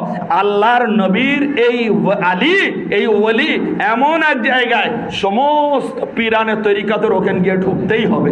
যদি আলীর ঘরে না ঢোকে বা আলীর ঘরে যদি ভিক্ষা না খায়, পৃথিবীর বুকে কেউ ওলি হতে পারবে না। Number one. নাম্বার টু, যারা আলীর ভিক্ষা খাচ্ছে ভাই, বছরে আপনাদের কাছে চাঁদা চাইতে আসে মৌলবীরা কিনা? বাৎসরিক কোটা, কারোর সাপ্তাহিক কোটা আছে, কারোর মাসিক কোটা আছে, কারোর 20টা ছেলে পোষা আছে। হুজুর চিন্তা করবেন না, 20টা ছেলে রেশন চলে যাবে আপনার ওখানে, আর আজকাল ফোন পে সহজ হয়ে গিয়েছে, টাকা চলে যাবে, ইত্যাদি ইত্যাদি কোটা ভাগ আছে। তো কিছু না হোক বাৎসরিক, অন্তত বাৎসরিক একবার আপনার ঘরে এসে দেখা দেবে, আপনার কাছ থেকে খরচ পানি নিয়ে যাবে। আর যদি না আসে ফাঁক পড়ে যাবে, তার মাদ্রাসা চালানো দুষ্কার হয়ে যাবে। কেন? আপনি দেন বলে। তা আজ পৃথিবীর বুকে যত অলিয়া উলিয়া দরবার চলছে, সকলে কিন্তু ভিক্ষে খেয়েছে, সকলের সিলসিলায় নসব আলী থেকে গিয়ে মিলছে। এইবারে তফাৎটা কি? কেউ আলী থেকে নিজেদের পীরত্বটা নিয়ে গিয়েছে, কিন্তু আলীর চর্চা করে না, তারা বেকার। যাদের মধ্যে আলীর চর্চা নেই তারা পীর হতে পারে কিন্তু বেকার। আর যারা আলীর দরবারের ভিক্ষা খাচ্ছে এবং আলী আলী করছে, সব দিন না করুক অন্তত একটা দিন বছরে 21শে রমজান করছে, সেই হচ্ছে খাঁটি পীর, যার জবানে আলী আছে। আর এগুলো কাদের বললাম? যারা ওই খেলাফত পেয়েছে, আলিম মহল্লা থেকে যারা খেলাফত পেয়েছে, যেমন দেওবন্দের মৌলবীরা সব খেলাফত, ফুরফুরার এরা খেলাফত পেয়েছেন কার? মানিক পীর থেকে, মানিকতলা হাজি আপনার ফতে আলী ভাইসি থেকে। এনারা বলছেন যে আমরা হযরত আবু বকর সিদ্দিকের বংশধর, কিন্তু ওই বংশানুক্রমে পীর পাইনি, পীরত্ব আলাদা, বংশ আলাদা। বুঝে যান জিনিসগুলো, বোঝেননি বলে অনেক ভুলের মধ্যে পড়ে আছেন। পীরত্ব আলাদা আর বংশ আলাদা। কিরকম? আপনি আপনার বাপের ছেলে, নো ডাউট, কিন্তু আপনি আপনার বাপের থেকে শিক্ষাটা পাননি। শিক্ষাটা কোথায় পেলেন? পাশে যে প্রাইমারি স্কুল আছে, হাই স্কুল আছে, কলেজ আছে, এর থেকে আপনি পেলেন। তাহলে বোঝা যাচ্ছে আপনার বাপের জেনারেশন আপনি, কিন্তু শিক্ষাগুরু অন্য, শিক্ষাগুরু অন্য। সেম সিদ্দিকে বংশ হতে পারে, কিন্তু দীক্ষাগুরু শিক্ষাগুরু মাওলা আলী ছাড়া হতে পারে না। ওই জন্য মৌলানা রুহুল আমিন সাহেবের লেখা ফুরফুরার আপনার সাজারানামা পরিষ্কার 4 তরিকা মাওলা আলী থেকে দেওয়া আছে, দেখে নেন, মাওলা আলী থেকে দেওয়া আছে। তাহলে কি করে হতে পারে? কিন্তু তারা এই পীর যদি মাওলা আলীতে না মেশে তাহলে পীর হতে পারবে না, কিন্তু পীর হওয়ার পরে তার জিকির করবে না। এ কেমন পীর ভাই? এ কেমন পীর? সে দেওবন্দি বলুন আর অন্য কেউ বলুন, এখানে আমি আসলটা ধরিয়ে দিচ্ছি ভাই। আমি কারোর অন্য জিনিস আমি বলবো না, সবাই সম্মানের হোক, ঠিক আছে, কিন্তু আমি আসলটা ধরিয়ে দিচ্ছি যে কিভাবে গোঁজামিল চলছে, আমাদের ইসলামটা নিয়ে ছেলে খেলা করছে। আমার আসল বক্তব্য, মাওলা আলী হচ্ছেন পাওয়ার হাউস, সূর্য। সূর্য থেকে চাঁদ যেমন রোশনি পায়, রোশনি পেয়ে চাঁদ যেমন আলোকিত হয়, তেমন পৃথিবীর সবাই আলোকিত হচ্ছে। তাহলে তুমি সেই আলীর নাম নেবে না কেন? কেন নেবে না? ওয়াই? উত্তর দেন। নিতে বাধ্য। কিন্তু আমাদের দরবার 4 নম্বর ওয়েলিসলি 4 নম্বর দরবার শরীফ, মেদিনীপুর দরবার শরীফ, হযরত মুর্শিদ আলী আল কাদরি হুজুরের গদ্দি নশীন যিনি সৈয়দনা ইয়াসুব আলী আল কাদরি মুর্শিদ আমার বর্তমান, এনারা কোনো খেলাফত প্রাপ্ত পীর নয়, এনারা ডাইরেক্ট জেনারেশন হুজুরে মাওলার আওলাদ। এনারা মাওলার আওলাদ, এনারা মাওলার আওলাদ। রসুল পাকের 36তম, হুজুরে গৌস পাকের 23-24তম আওলাদ। রসুল পাক মাওলা আলী থেকে, মাওলা আলী ইমামে হাসান হোসেন থেকে, ইমামে হাসান হোসেন পাক থেকে, হাসান আল মাসান্না থেকে, আব্দুল্লাহ মাহাজ থেকে, আর ওদিকে আপনার হযরত জাইনুল আবেদিন থেকে। এই 2 নূরি ধারা গৌস পাক অব্দি এসছে। গৌস পাক বাগদাদ থেকে আমাদের 4 নম্বর দরবার মেদিনীপুর হুজুর পাক অব্দি এসছে। এনারা কোনো ওই ফুরফুরার মধ্যে খেলাফত পায়নি, এনারা বাই জেনারেশন, বাই হেরিডিটি, বংশানুক্রম এসছেন। এনারা আব্বাও আলী, এনার দাদাও আলী, সব আলী, নানাও আলী। হ্যাঁ, কোথায় যাবেন? আব্বাও আলী, দাদাও আলী, নানাও আলী, আলী আলী। হ্যাঁ, আর আলী কে? রসুলের ভাই। আর রসুল কে? আল্লাহর মাহবুব। আর আল্লাহ কে? আমার রসুলের মাহবুব। হ্যাঁ, কত রিলেশন দেখুন, কত গাঢ় দেখুন, কানেকশনটা দেখুন। তো এই তরিকা বাদ দিয়ে অন্য জায়গায় যাবেন, অন্য মৌলবীদের ইসলাম বুঝতে যাবেন, অন্য মৌলবীদের কাছে, যারা আপনার পয়সা যাকাত সাদকা ফিতরত খেয়ে মৌলানা মৌলবী হয়েছে, আর সে আপনার ইসলাম বোঝাবে? হ্যাঁ, সে হারাম বলবে? মাজারে ফুল চাদর দেওয়া হারাম, নামাজ ফাতিহা সিন্নি করা হারাম, ইয়া গৌস পাক বলা হারাম, খাজা বাবার ওখানে ডেক চড়ানো হারাম, মেদিনীপুর শরীফে যাওয়া হারাম। কোথায় পেয়েছে এত হারাম? কেন না এগুলো নবীর জামানায় ছিল না, ওই জন্য হারাম। তা তুই কমবক্ত নবীর জামানায় ছিলিস? হ্যাঁ, তুই তো নবীর জামানায় ছিলিস নি, তাহলে ওগুলো যদি হারাম হয় তুইও তো হারাম বেদাত। হ্যাঁ, তো আজ বোঝার জিনিস আছে এই জায়গাটায়। হুজুর হযরতে আপনার ওমর ফারুক রাদিয়াল্লাহু তাআলা আনহু, উনি হযরতে মাওলা আলী মুশকিল কুশা পাক সম্বন্ধে কি বলছেন দেখুন। যিনি খলিফাতুল মুসলিমিন, দ্বিতীয় খলিফা, তিনি কি বলছেন দেখুন। হযরতে আবু ইয়ালা বর্ণনা করছেন, হযরত আবু হুরায়রা থেকে রवायत करते हैं कि हजरत उमर इब्न खत्ताब ने इरशाद फरमाया कि अली रदियल्लाहु अन्हु के 3 फजीलतें ऐसे मिली हैं कि हजरत उमर रदियल्लाहु ताला अन्हु बोलছেন আলীকে আল্লাহ 3টে ফজিলত এমন দিয়েছেন 3টে फजीलत, अगर मुझे उनमें से एक भी मिल जाती तो मेरे नजदीक वो तमाम दुनिया से ज्यादा महबूब होती। আলীর যে 3টে ফজিলত আল্লাহ দিয়েছেন, সেই 3টে না, আমি ওমর আমাকে যদি একটা দেওয়া হতো তাহলে পৃথিবীর যাবতীয় যা কিছু ধন সম্পদ রয়েছে তার থেকে মূল্যবান হতো আমার সেইটা। সেটা কি 3টে? तो लोगों ने दरियाफ्त किया वो फजाइल क्या है। हजरत उमर फारूक, आप जो फजाइल के बारे में बोल रहे हैं अली के, तो वो फजाइल कौन सी अली में जो इतनी कीमती है? तो आपने फरमाया अव्वल, प्रथम हुजूर सल्लल्लाहु अलैहि वसल्लम ने उनसे अपनी शहजादी हजरत फातिमा का निकाह किया। सर्वप्रथम फजीलत যে জিগার পাড়া বুখারী শরীফে এসে ফাতিমা তো বিদাত মিন্নি, ফাতিমা আমার কলিজার টুকরা, সেই কলিজার টুকরার সাথে বিবাহ দেওয়া হলো কার? মাওলা আলীকে।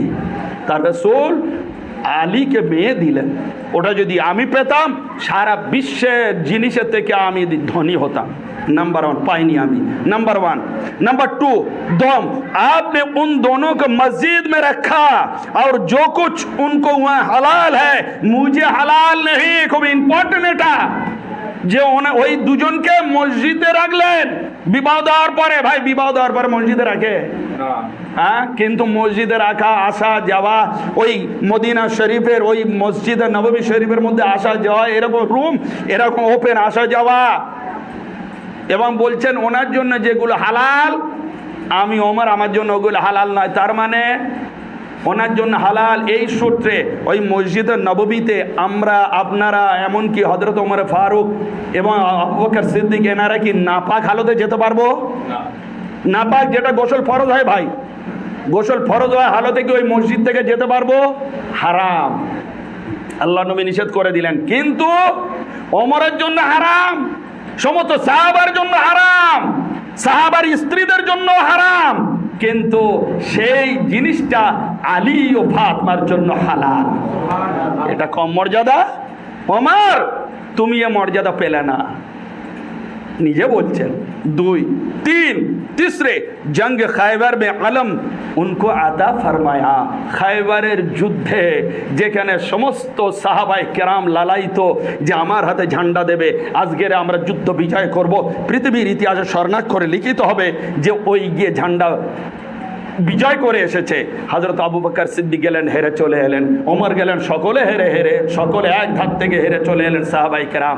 আল্লাহর নবী, বুখারী শরীফ এবং মুসলিম শরীফের মধ্যে এসেছে, আল্লাহর নবী ঘোষণা করে দিলেন যে এই যে ঝান্ডা, এই ঝান্ডাটা আমি আগামী কাল এমন একজনের হাতে দেব, ইউহিব্বুল্লাহু ওয়া রাসূলুহু ওয়া ইউহিব্বুল্লাহ ওয়া রাসূলুহু, সেই ব্যক্তি আল্লাহ রাসূলকে ভালোবাসে, অপোজিট আল্লাহর রাসূল ওই ব্যক্তিকে ভালোবাসে। যখন এইবারে সকাল হলো, সাহাবায়ে কেরামরা একদম মাথা উঁচু করে আল্লাহর নবীর সামনে দাঁড়িয়ে রয়েছেন। কেন? আজকের হবেই হবে ফাইনাল ফয়সালা, আজকের ইসলামের ঝান্ডা দেওয়া হবে, আর যার দেওয়া হবে কিয়ামত অবধি তার শান বেড়ে যাবে। হ্যাঁ, তো হযরত ওমর ফারুক ভাবলেন যে ওই দিন ছাড়া আমি অন্য কোনো দিন অত লালায়িত হইনি যে ঝান্ডাটা আমার আসুক। কিন্তু আল্লাহর নবী সকলকে দেখলেন, সব সাহাবা 1,24,000 সব সাহাবা রয়েছেন। দেখে দেখলেন একজন তো নেই, একজন নেই। আর নেই তো নেই, তার কোনো এসব টেনশনই নেই, এসব চিন্তাই নেই। কে? হঠাৎ আল্লাহর নবী জিজ্ঞাসা করলেন, তোমরা সবাই আছো? জি আমরা সবাই আছি।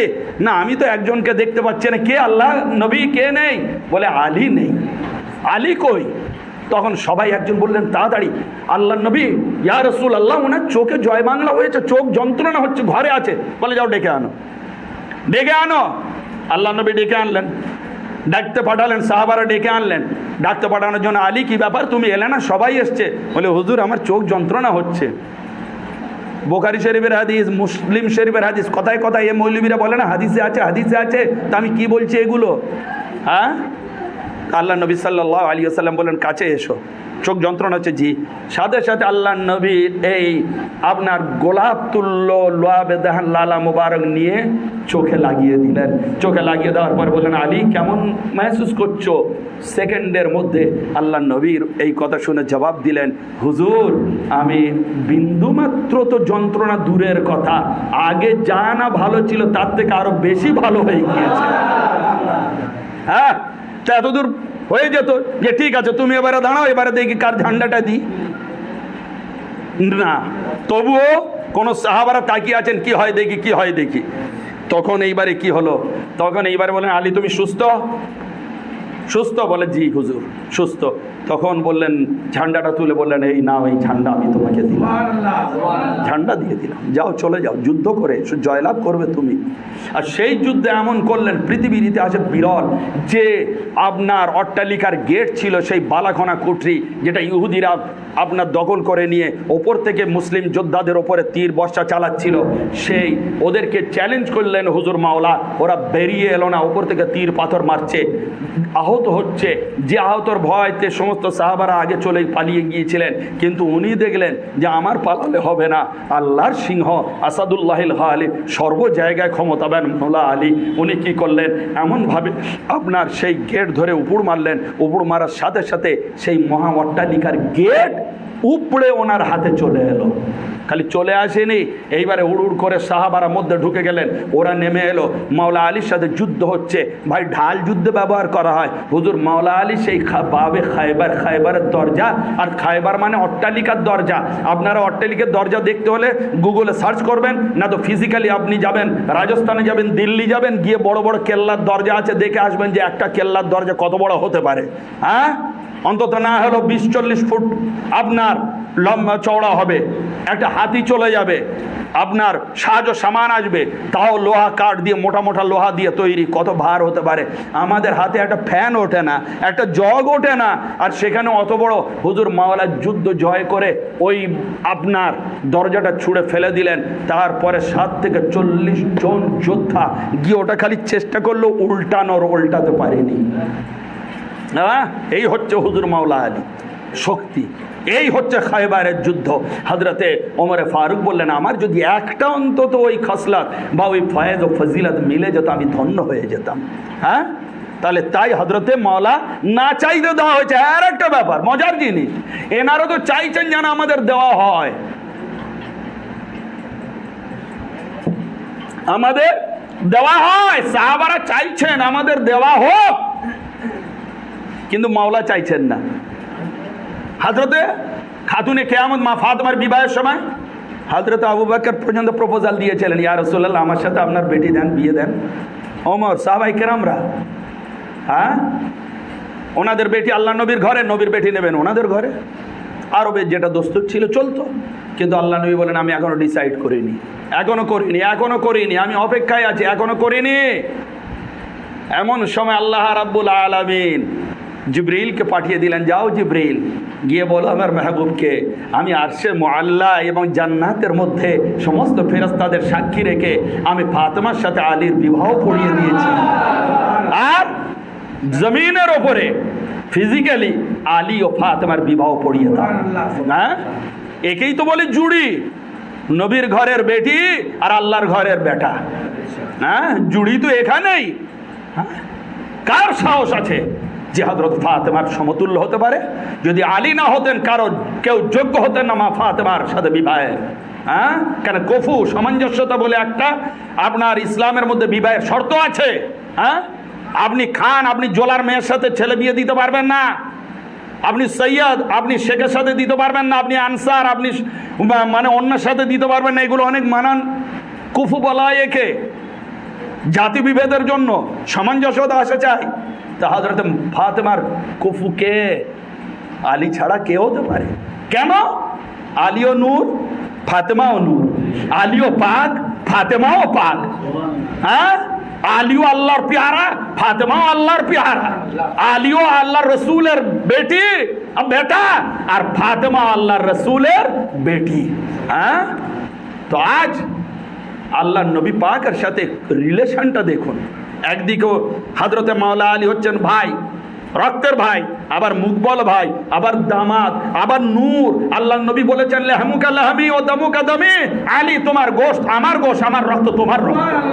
হ্যাঁ, তাহলে তো এইবারে আল্লাহ নবী হুজুরে পাক সাল্লাল্লাহু তাআলা আলাইহি ওয়াসাল্লাম আরো দেখুন যে हदीस शरीफ हजरत तबरानी ने रवायत की हजरत उम्मे सलमा से, हजरत उम्मे सलमा रवायत की कि रसूल पाक सल्लल्लाहु अलैहि वसल्लम ने इरशाद फरमाया, जिसने आली को महबूब रखा उसने मुझे महबूब रखा। हजरत रसूल बोलছেন শোনো, যারা আলীকে ভালোবেসেছে সে আমাকে ভালোবেসেছে, और जिसने मुझे महबूब रखा उसने अल्लाह को गोया महबूब रखा। হ্যাঁ, যে আমাকে ভালোবেসেছে সে আল্লাহকেই ভালোবাসলো, আর যে আলীকে দুশমনি করলো সে আমাকে দুশমনি করলো, আর যে আমার সাথে দুশমনি করলো সে আল্লাহর সাথেই দুশমনি করলো। তাহলে এবার আপনি চিন্তা করুন যে হযরতে মাওলা আলী মুশকিল কুশা পাকের মর্যাদা দেখুন। এখানে লিখছেন যে ইবনে আসাকির हजरत इब्न अब्बास रवायत करते हैं कि कुरान शरीफ में जो कुछ हजरत अली की शान में नाजिल हुआ वो और किसी की शान में नाजिल नहीं हुआ। हजरत আলীর শানে কোরআন শরীফের মধ্যে এত বর্ণনা এসছে ফজিলাতের, অন্য কারোর পক্ষে আল্লাহ সে নাজিল করেননি। এমনকি আর শুন ইবনে আসাকির ने हजरत इब्न अब्बास से ही उसको भी रवायत किया है कि आपकी शान में 300 आयात नाजिल हुई। তো এতে আপনার জালালউদ্দিন সিউতি কি বলছে, কম করে 300 আয়াত, এরও বেশি। তো 300 আয়াত হযরতে মাওলা শানে নাজিল হয়েছে। এরা বলে 82 জায়গায় নামাজের হুকুম এসছে। তো 82 জায়গায় যখন নামাজের হুকুম এলে 100 না 82 মৌলবীদের কথায়, তাহলে যদি এত গুরুত্ব হয় তাহলে 300 থেকে বেশি জায়গায় আলীর হুকুম এসছে কোরআনের সেই আয়াতগুলোর মধ্যে, তাহলে আলীর মর্যাদা কত হতে পারে এবারে? হ্যাঁ, আলীকে চেনো না, নামাজ পড়তে যাচ্ছ। আলীকে চেনো না, হজ করতে যাচ্ছ। আলীকে চেনো না, জাকাত দিচ্ছ। আলীকে চেনো না, তুমি মসজিদে ইমাম হয়েছো। আলীকে চেনো না, তুমি হাফেজ হয়েছো। আলীকে চেনো না, তুমি কোরআন কারি হয়েছো। আলীকে চেনো না, তুমি মৌলানা মুফতি মুহাদ্দিস মুফাসসির হয়েছো। আলীকে চেনো না। হ্যাঁ, তাহলে আজ এইবারে আসুন, এ তো আমার কথা নয়, এ হযরতে জালালউদ্দিন সিউতি। এইবারে আমার আর বেশি দীর্ঘায়িত করব না আপনার। এইবারে দেখুন হযরতে রাসূল পাক সাল্লাল্লাহু আলাইহি ওয়াসাল্লাম তিনি কি বলছেন দেখুন, যে हजरत उम्मे सलमा से रवायत है कि मैंने खुद रसूल पाक से सुना। हजरत रसूल के बोलते सुनी जो उम्मे सलमा আমাদের মা জান, उन्हीं बोलছেন আমি নিজে শুনেছি যে আলী কোরআন के साथ है और कुरान आली के साथ है। आली माल कुरान व कुरान मा आली। আলী কোরআনের সাথে, কোরআন আলীর সাথে। কে বলেছেন? নবী বলেছেন। তার মানে আলী যেখানে কোরআন সেখানে কোরআন, যেখানে আলী সেখানে। আর এক জায়গায় এসছে যে হক আলীর সাথে, আলী যেদিকে যায় আল্লাহ হক তুমি সেই দিকে ফিরিয়ে দাও। হ্যাঁ, আদিরিল হক হায়সুদার, আল্লাহ আলীর দিকে হক ফিরিয়ে দাও আলী যেদিকে যায়। তার মানে ইসলামটা পুরোটাই হক, শরিয়াত পুরোটাই হক। তাহলে আজ রসুল পাক সাল্লাল্লাহু আলাইহি ওয়াসাল্লামের বলা হক জিনিসটা আলীর সাথে আছে। আলী হকের দিকে আসবে না, বরং আলী যেদিকে থাকবে হক চলতে চলতে সেই দিকেই যাবে। হ্যাঁ, কি মনে করেছেন? হ্যাঁ, আজ আলী যেদিকে সেই দিকে ধর্ম, ইসলাম, কোরআন, কেতাব সব কিছু। ওখানে মৌলবী সারা দুনিয়ার এসে যাক না কেন তার পরোয়া করবেন না। আলীর দামন যদি আপনি ধরতে পারেন আলহামদুলিল্লাহ আপনি নাজাত পেয়ে গেলেন। এইবারে দেখুন যে और ये दोनों मुझसे जुदा होने के बाद मुझसे कौसर पर फिर मिल जाएंगे। আমি যখন চলে যাব দুনিয়ায় আলী ও কোরআনকে রেখে যাব, এই দুটো ফের হাউজে কৌসারে এসে আমার সাথে দেখা করবে।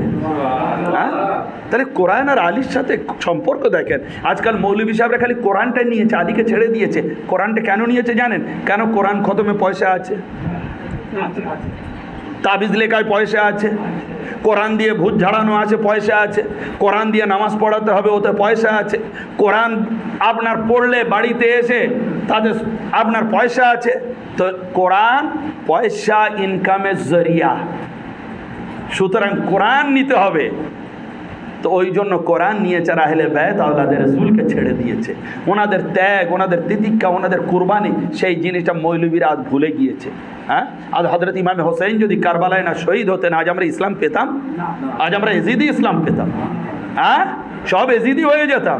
ইসলাম তবু এখনো যেটুকু আছে অরিজিনালিটি আমরা পীর ওলিয়া উলিয়া মশায়েখের দরবারতে পাই, এটুকুও পেতাম না যদি হযরত মাওলা হোসেন শহীদ না হতে। মাওলা হোসেन के अली का बेटा है, हाँ, अली का शहजादे का नाम है हुसैन। हुसैन का रुतबा अगर यह है तो अली का रुतबा क्या होगा? हाँ, हजरत खाजा आजमीरी रहमतुल्लाह अलैह की बोलছেন দেখেন हजरत मौला अली पाक সম্বন্ধে कि औसाफ अली बा गुफ्तगू मुमकिन नहीं। দিওয়ানে খাজার মধ্যে বলছেন আজমিরি রহমতুল্লাহ আলাই, এ মসজিদের কোনো মৌলবি নয়, আপনাদের পয়সা মাইনে নেওয়ালা মৌলবি নয়, খাজা আজমিরি। তো খাজা আজমিরি কি বলছেন? আওসাফে আলী বা গুপ্তগু মুমকিন নেস, হজরতে আলীর আওসাফ গুণাগুণ বর্ণনা করা কারোর ক্ষমতা নেই। এইবারে আসুন, গুঞ্জাইশ বেহারদার সব মুমকিন নেস, যেমন সারা সমুদ্রটাই গ্লাসের মধ্যে দেওয়া সম্ভব কি? যারা সমুদ্রের পানিটা গ্লাসের মধ্যে যেমন দেওয়া সম্ভব নয়, তেমন আলীর গুণাগুণ করে ঢালা সম্ভব নয়। এইবারে আসুন, মান জাতে রাবে ওয়াজিবি কি দানম, আমি খালি ওনার ব্যাপারে, ওনার জাত পাকের ব্যাপারে কি বা জানতে পারি? ইল্লা দানম কে মিসলে ও মুমকিন নেই, খালি এতটাই জানতে পারি যে আলীর সমতুল্য আর কেউ নেই। মিসলেও মুমকিন নেই, আলীর সমতুল্য আর কেউ নেই। তা সুতরাং এইগুলো আমাদের জানা দরকার, বোঝা দরকার। আর একজন কবি বলছেন, মুলক বেলা কে সৈয়দ সুলতান হ্যাঁ আলী, মুলক বেলা কে সৈয়দ সুলতান হ্যাঁ আলী, রোজ আজল से पहले है मुसलमान आली। आली आजकेर मुसलमान नয়।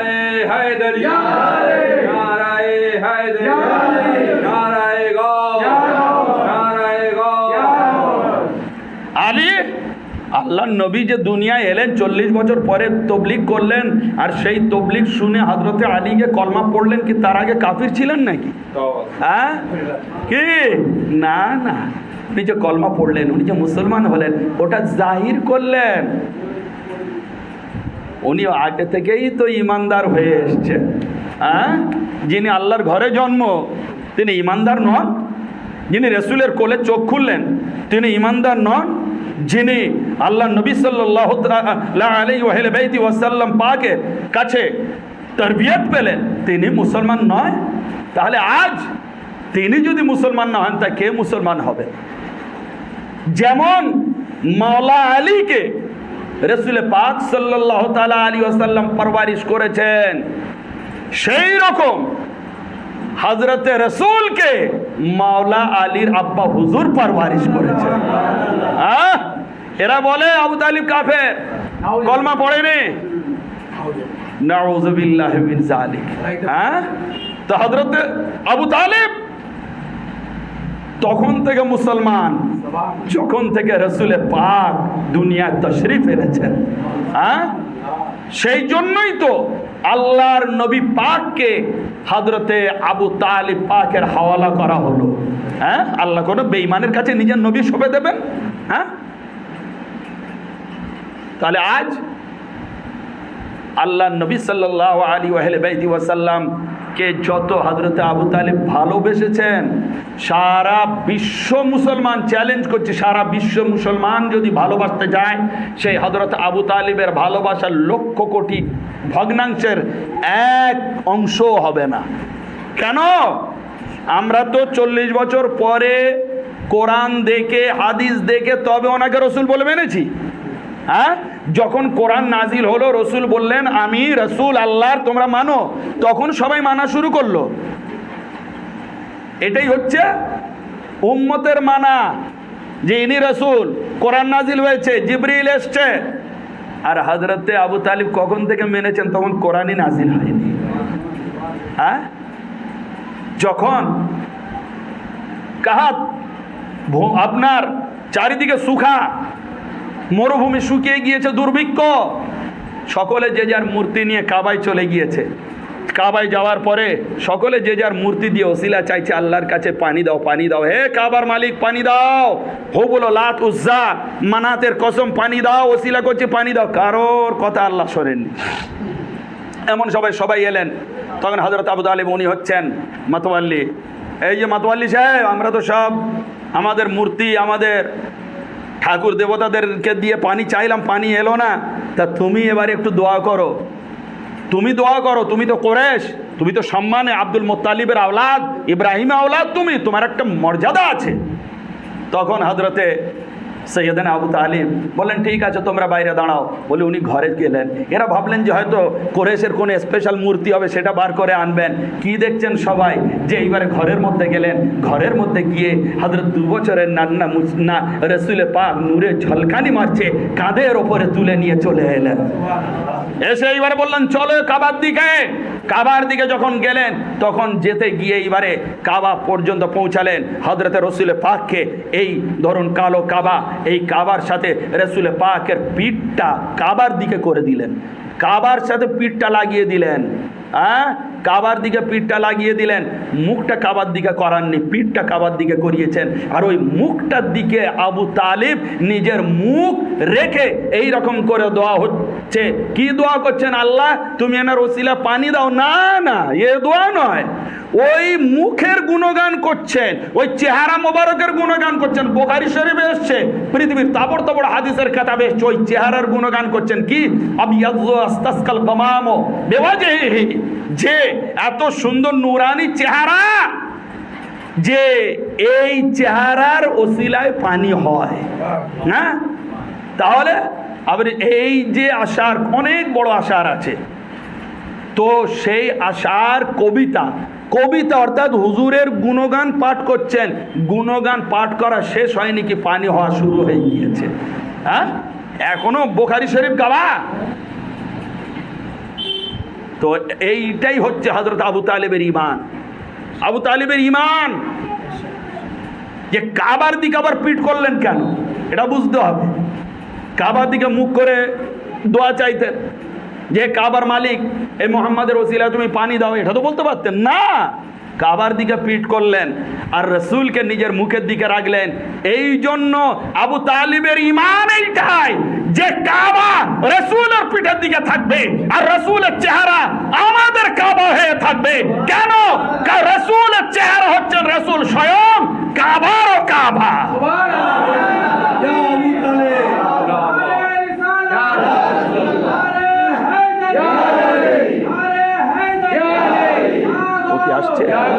আসবে এইবারে আপনার হযরতে রাসূল পাক সাল্লাল্লাহু তাআলা আলাইহি ওয়াসাল্লাম তিনি সুসংবাদ দিয়ে গিয়েছিলেন যে আলী তোমাকে শহীদ করবে পৃথিবীর বুকে সবথেকে বদবদ যারা, তার মধ্যে একজন তোমাকে শহীদ করবে আলী। তো মাওলা আলী পাক পরিষ্কার হয়ে গিয়েছিলেন যে ওনাকে শহীদ করা হবে। তো সেই শহীদ করার যে ওনার শাহাদতের কয়েকটা ঘটনা আমি আপনাদের সামনে ইনশাল্লাহ এই তুলে ধরছি, যে কিভাবে ওনাকে আপনার শহীদ করা হলো হযরতে মাওলা আলী মুশকিল কুশা পাক আলাইহিস সালামকে। সেইটা আপনাদের সামনে তুললে আপনারা বুঝতে পারবেন যে আজকের এই রাতে যদি ওনার শাহাদতটা না বর্ণনা করা হয় তাহলে এতক্ষণ বেকার। এই কেতাব যেটা আমি পড়ছি আমার মুর্শিদের দরবারের কেতাব, এই কেতাবের নাম হচ্ছে ইরশাদুল মুর্শিদ। এই কেতাবে আপনার বহু কেতাবের, মূল্যবান সমস্ত কেতাবের হাওয়ালা দিয়ে লেখা আছে। তাবরানি শরীফ, ইবনে কাসির, তারিখে কামিল ইত্যাদি কেতাবের হাওয়ালা দিয়ে লেখা আছে। শোনেন, खवारिज के फितना और फसाद को रफा करने के बाद आपने फरमाया तुम में से कोई कूफा जाकर इस फतह और ज़फ़र की खबर पहुँचाए। যখন খাওয়ারিজ আপনার সব থেকে প্রথম যে জামাতটা ইসলামদ্রোহী বেরোলো তাকে খারিজি বলা হয়, খারিজি। তো ওই খারিজি থেকেই ওয়াহাবি জামাতি সবাই আস্তে আস্তে বেরিয়েছে। সর্বপ্রথম গোমরা দল হচ্ছে খারিজি। এইবারে সেই বেরোনোর পরে হযরতে মাওলার সাথে লড়াই হলো এবং মাওলা তাদেরকে সম্পূর্ণ নির্মূল করার পরে সেই সংবাদটা মাওলা বললেন যে কেউ যাও কুফায় পৌঁছে দাও।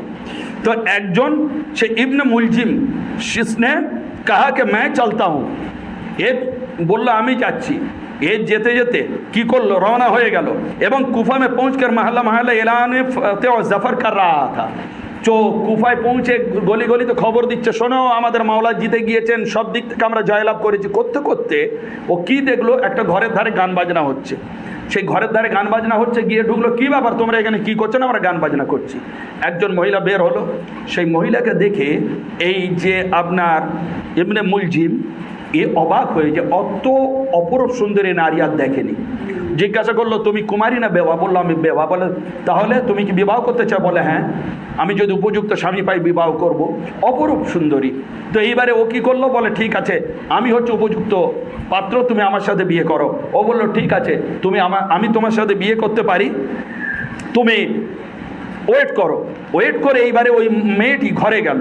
ঘরে যাওয়ার পরে এইবারে কি হলো জানেন, ঘরে যাওয়ার পরে গোসল টোসল করে ছাদে চড়ে গেল।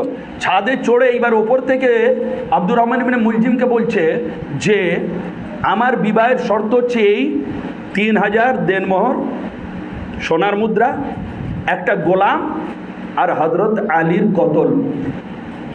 হযরত আলীর কতল একটা গোলাম আমাকে দেবে, আর 3000 স্বর্ণ মুদ্রা দেবে। এইটা হচ্ছে দেনমোহর। আমাদের বিবাহের দেনমোহর হয়তো 500, 5000, 10,000, 20,000, 50,000, 1 লাখ টাকা। ও বললো 3000 স্বর্ণ মুদ্রা, সেই যুগে তাহলে কয়েক কোটি টাকা। তার উপরে একটা গোলাম দিতে হবে, আর তারপরে আলীর কতল।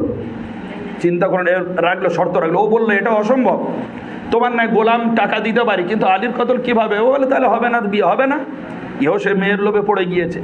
পড়ে যাওয়ার পরে তখন কি হলো, ওরা সব আলোচনা করলো কি করা যায়। তখন খারিজিরা আলোচনা করলো যে মাবিয়া, আমর ইবনে আস আর মাওলা আলীকে মারতে হবে। মেরে দিলে যে এদের মধ্যে যুদ্ধ ঝগড়া লড়াই হচ্ছে, তাহলে আর হবে না, আমরা বেঁচে যাব, সমস্ত মানুষ বেঁচে যাবে লড়াই থেকে। তো ওদের চিন্তা অনুযায়ী একজনের দায়িত্ব নিল। মাবিয়ার দায়িত্ব একজন নিল, আমর বিন আসের দায়িত্ব একজন নিল, আর মাওলা আলীকে শাহাদত করার দায়িত্ব ইবনে মুলজিম নিল। তো এইবার দায়িত্ব নিয়েই একটা তলোয়ার তৈরি করলো। সেই তলোয়ার তৈরি করে বিষে চুবিয়ে রাখলো। বিষে চুবিয়ে রেখে দুজন সঙ্গীকে নিয়ে কুফার জামে মসজিদে এলো। আচ্ছা, এইবারে তার আগের ঘটনা, হযরতে মাওলা আলী মুশকিল কুশা পাক, ওনাকে রসুল পাক সাল্লাল্লাহু তাআলা আলাইহি ওয়া আলিহি ওয়াসাল্লাম তিনি বলে গিয়েছিলেন যে আলী তোমাকে শহীদ করবে। এবং মাওলা আলী, আল্লাহ পাক ওনাকে যে ওলায়াত দান করেছেন, উনি বুঝে গিয়েছিলেন। বুঝে গিয়ে বলেছিলেন এইরকম মাওলা আলী, ও যে আপনার ইবনে মুলজিম, আব্দুর রহমান ইবনে মুলজিম মাওলা আলীর একজন মানে খুব বড় সৈনিক আর হিতাকাঙ্ক্ষী ছিল, গোলাম ছিল ধরতে গেলে, মাওলা আলীর উপরে ফেদা। কিন্তু একজন মেয়ের প্রলোভনে চক্রান্তে মাওলা আলীর কতলের ওপরে চলে আসে যে শহীদ করবে। তো মাওলা আলী সেটা বুঝতে পেরে তিনি বললেন যে দেখো, আমি যার জিন্দেগি চাই, যাদের হেফাজত চাই, তারাই আমার কতল করতে চাইছে। ও বুঝে গেল ইশারাটা আমার দিকে। যেই বুঝে গেল সাথে সাথে উঠে বলছে, হুজুর আমার হাত এই আপনার সামনে দিলাম, আমার হাত দুটো আপনি কেটে দেন। তখন মাওলা বলেছিলেন, না, অন্যায় করার আগে বিচার হয় না, অন্যায় করবে তারপরে বিচার হবে। তোমার হাত এখন কেটে আমি কি করব?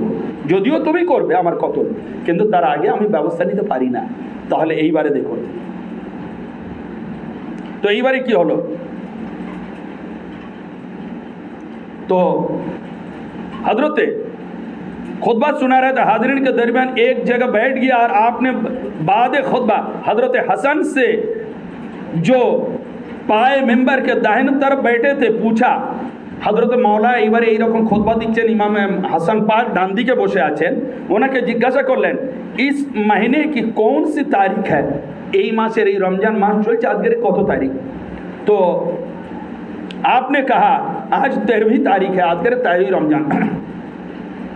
तो यह अमीरुल मोमिनीन, और तब हजरत इमाम हुसैन अली इस्लाम बाएं जानिब मेंबर के पास बैठे हुए थे। फरमाए इस महीने के और कितने दिन बाकी रह गए हुसैन, इस महीने के और कितने दिन बाकी रह गए?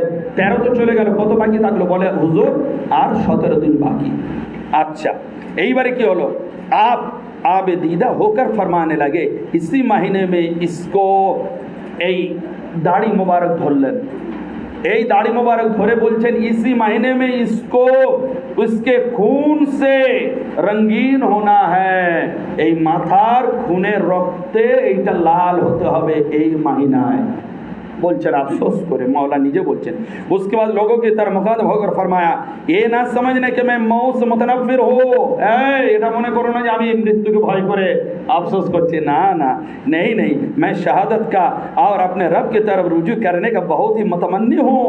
শোনো, আমি শাহাদাত আর আল্লাহর কাছে যাওয়ার জন্য অধীর আগ্রহী।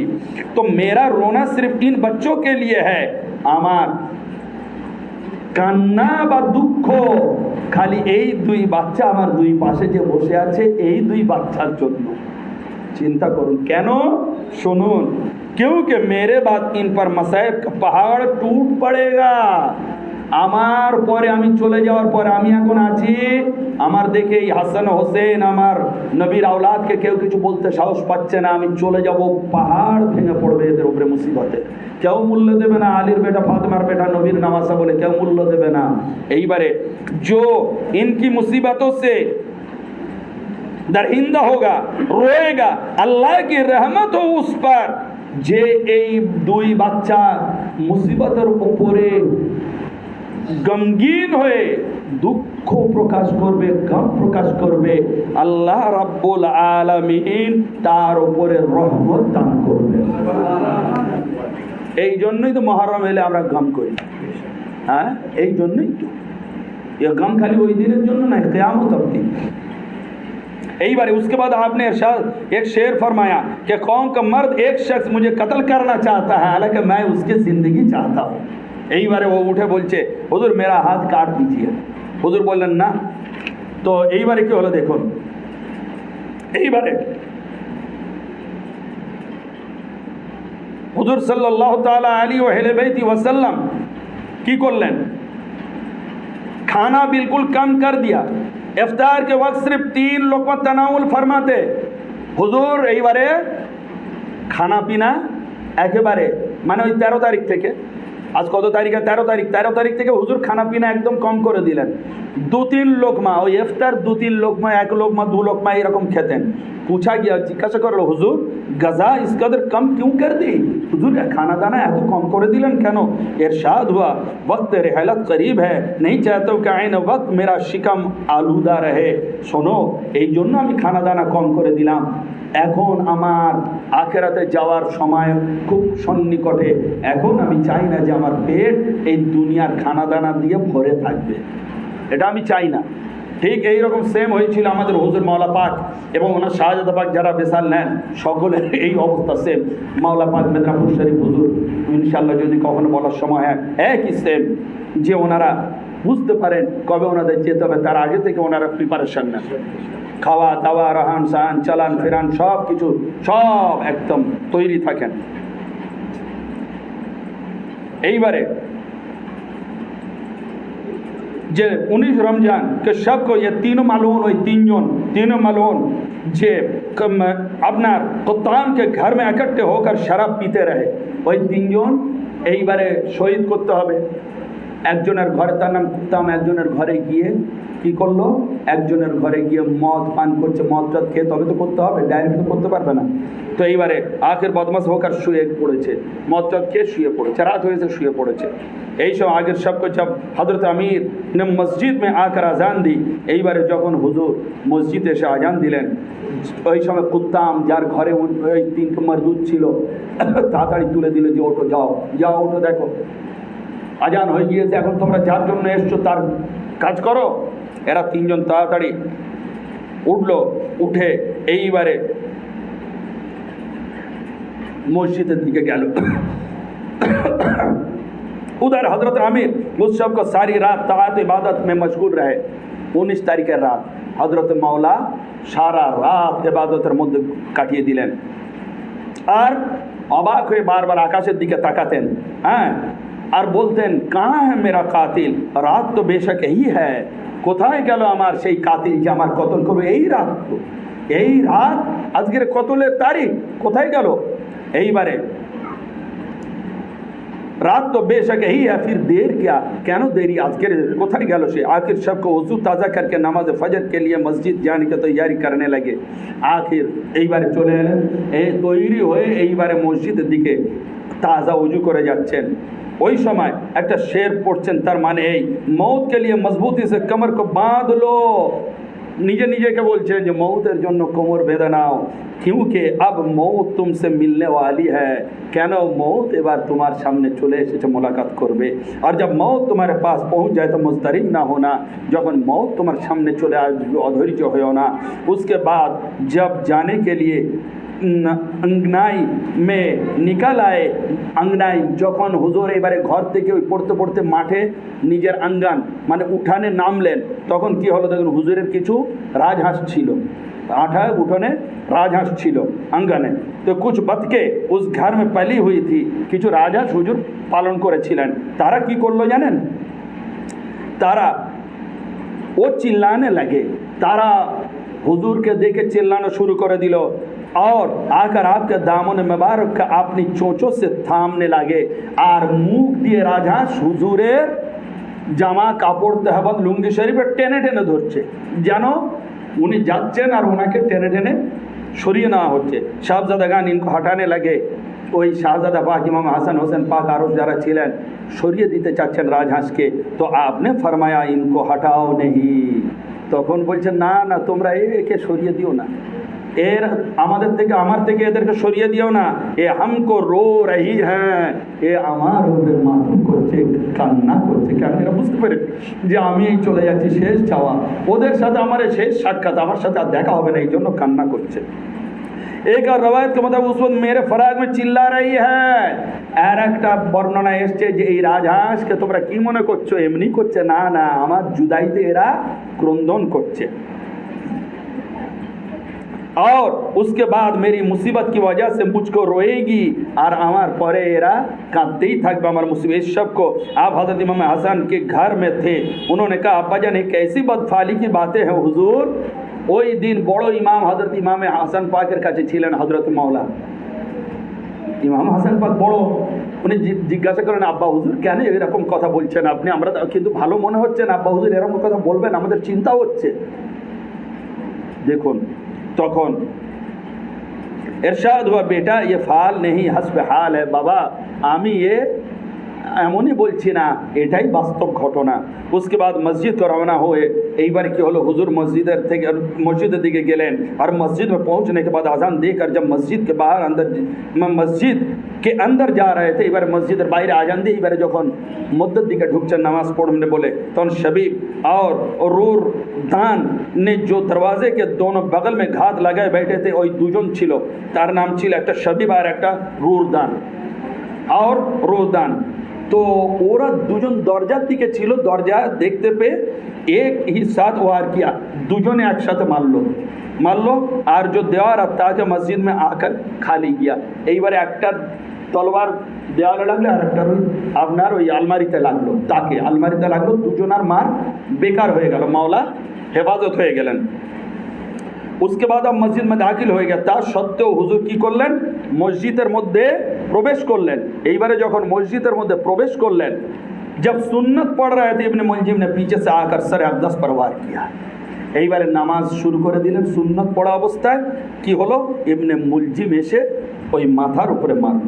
এইবারে सर के लगते ही आपने फरमाया फुस्तो रब्बिल काबा, ফুজতো अबे रब्बिल काबा, আমি কামিয়াব হয়ে গেলাম রব্বে কাবা কি কসম।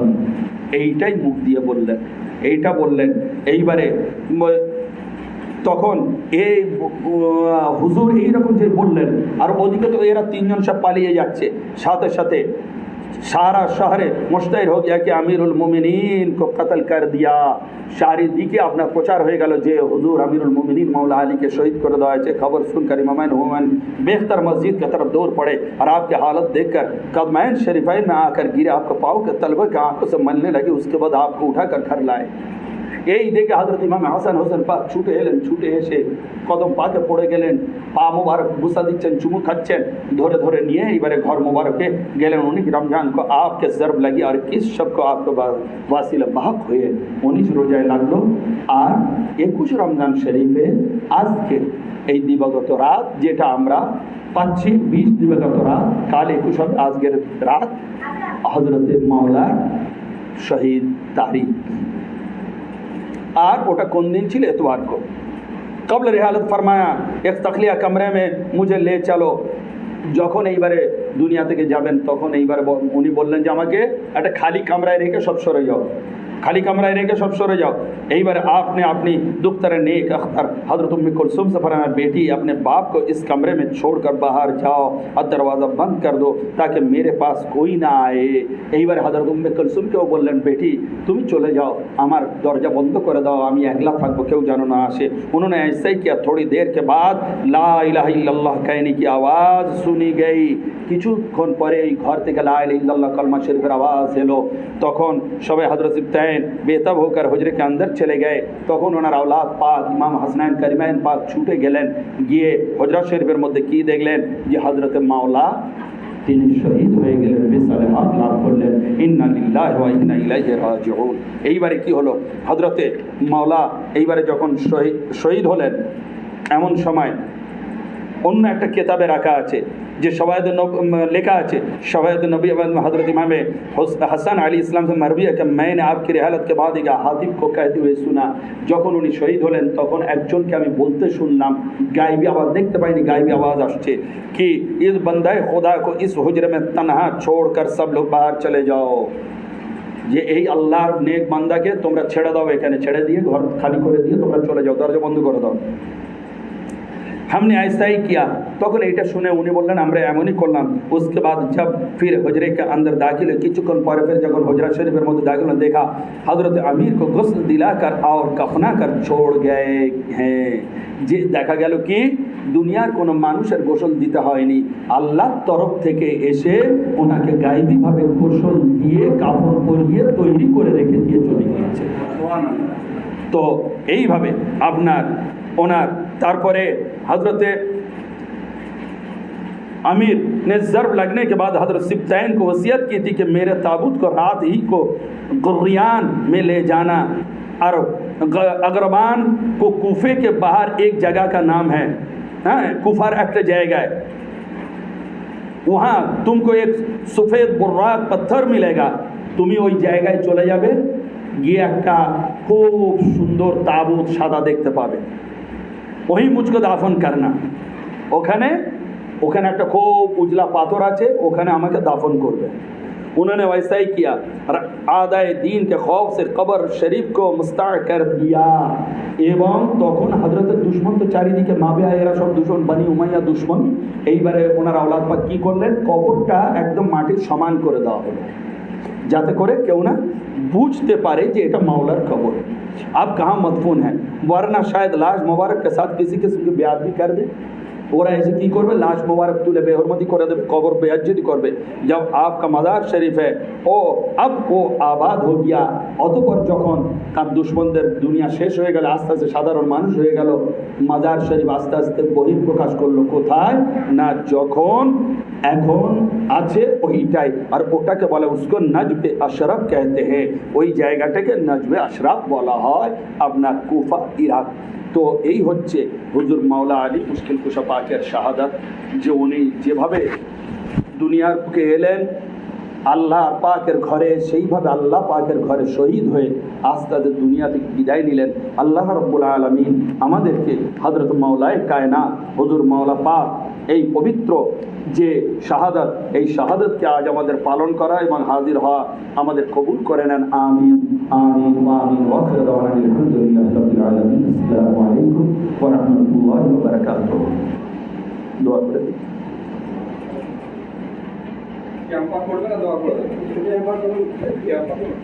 या नबी सलाम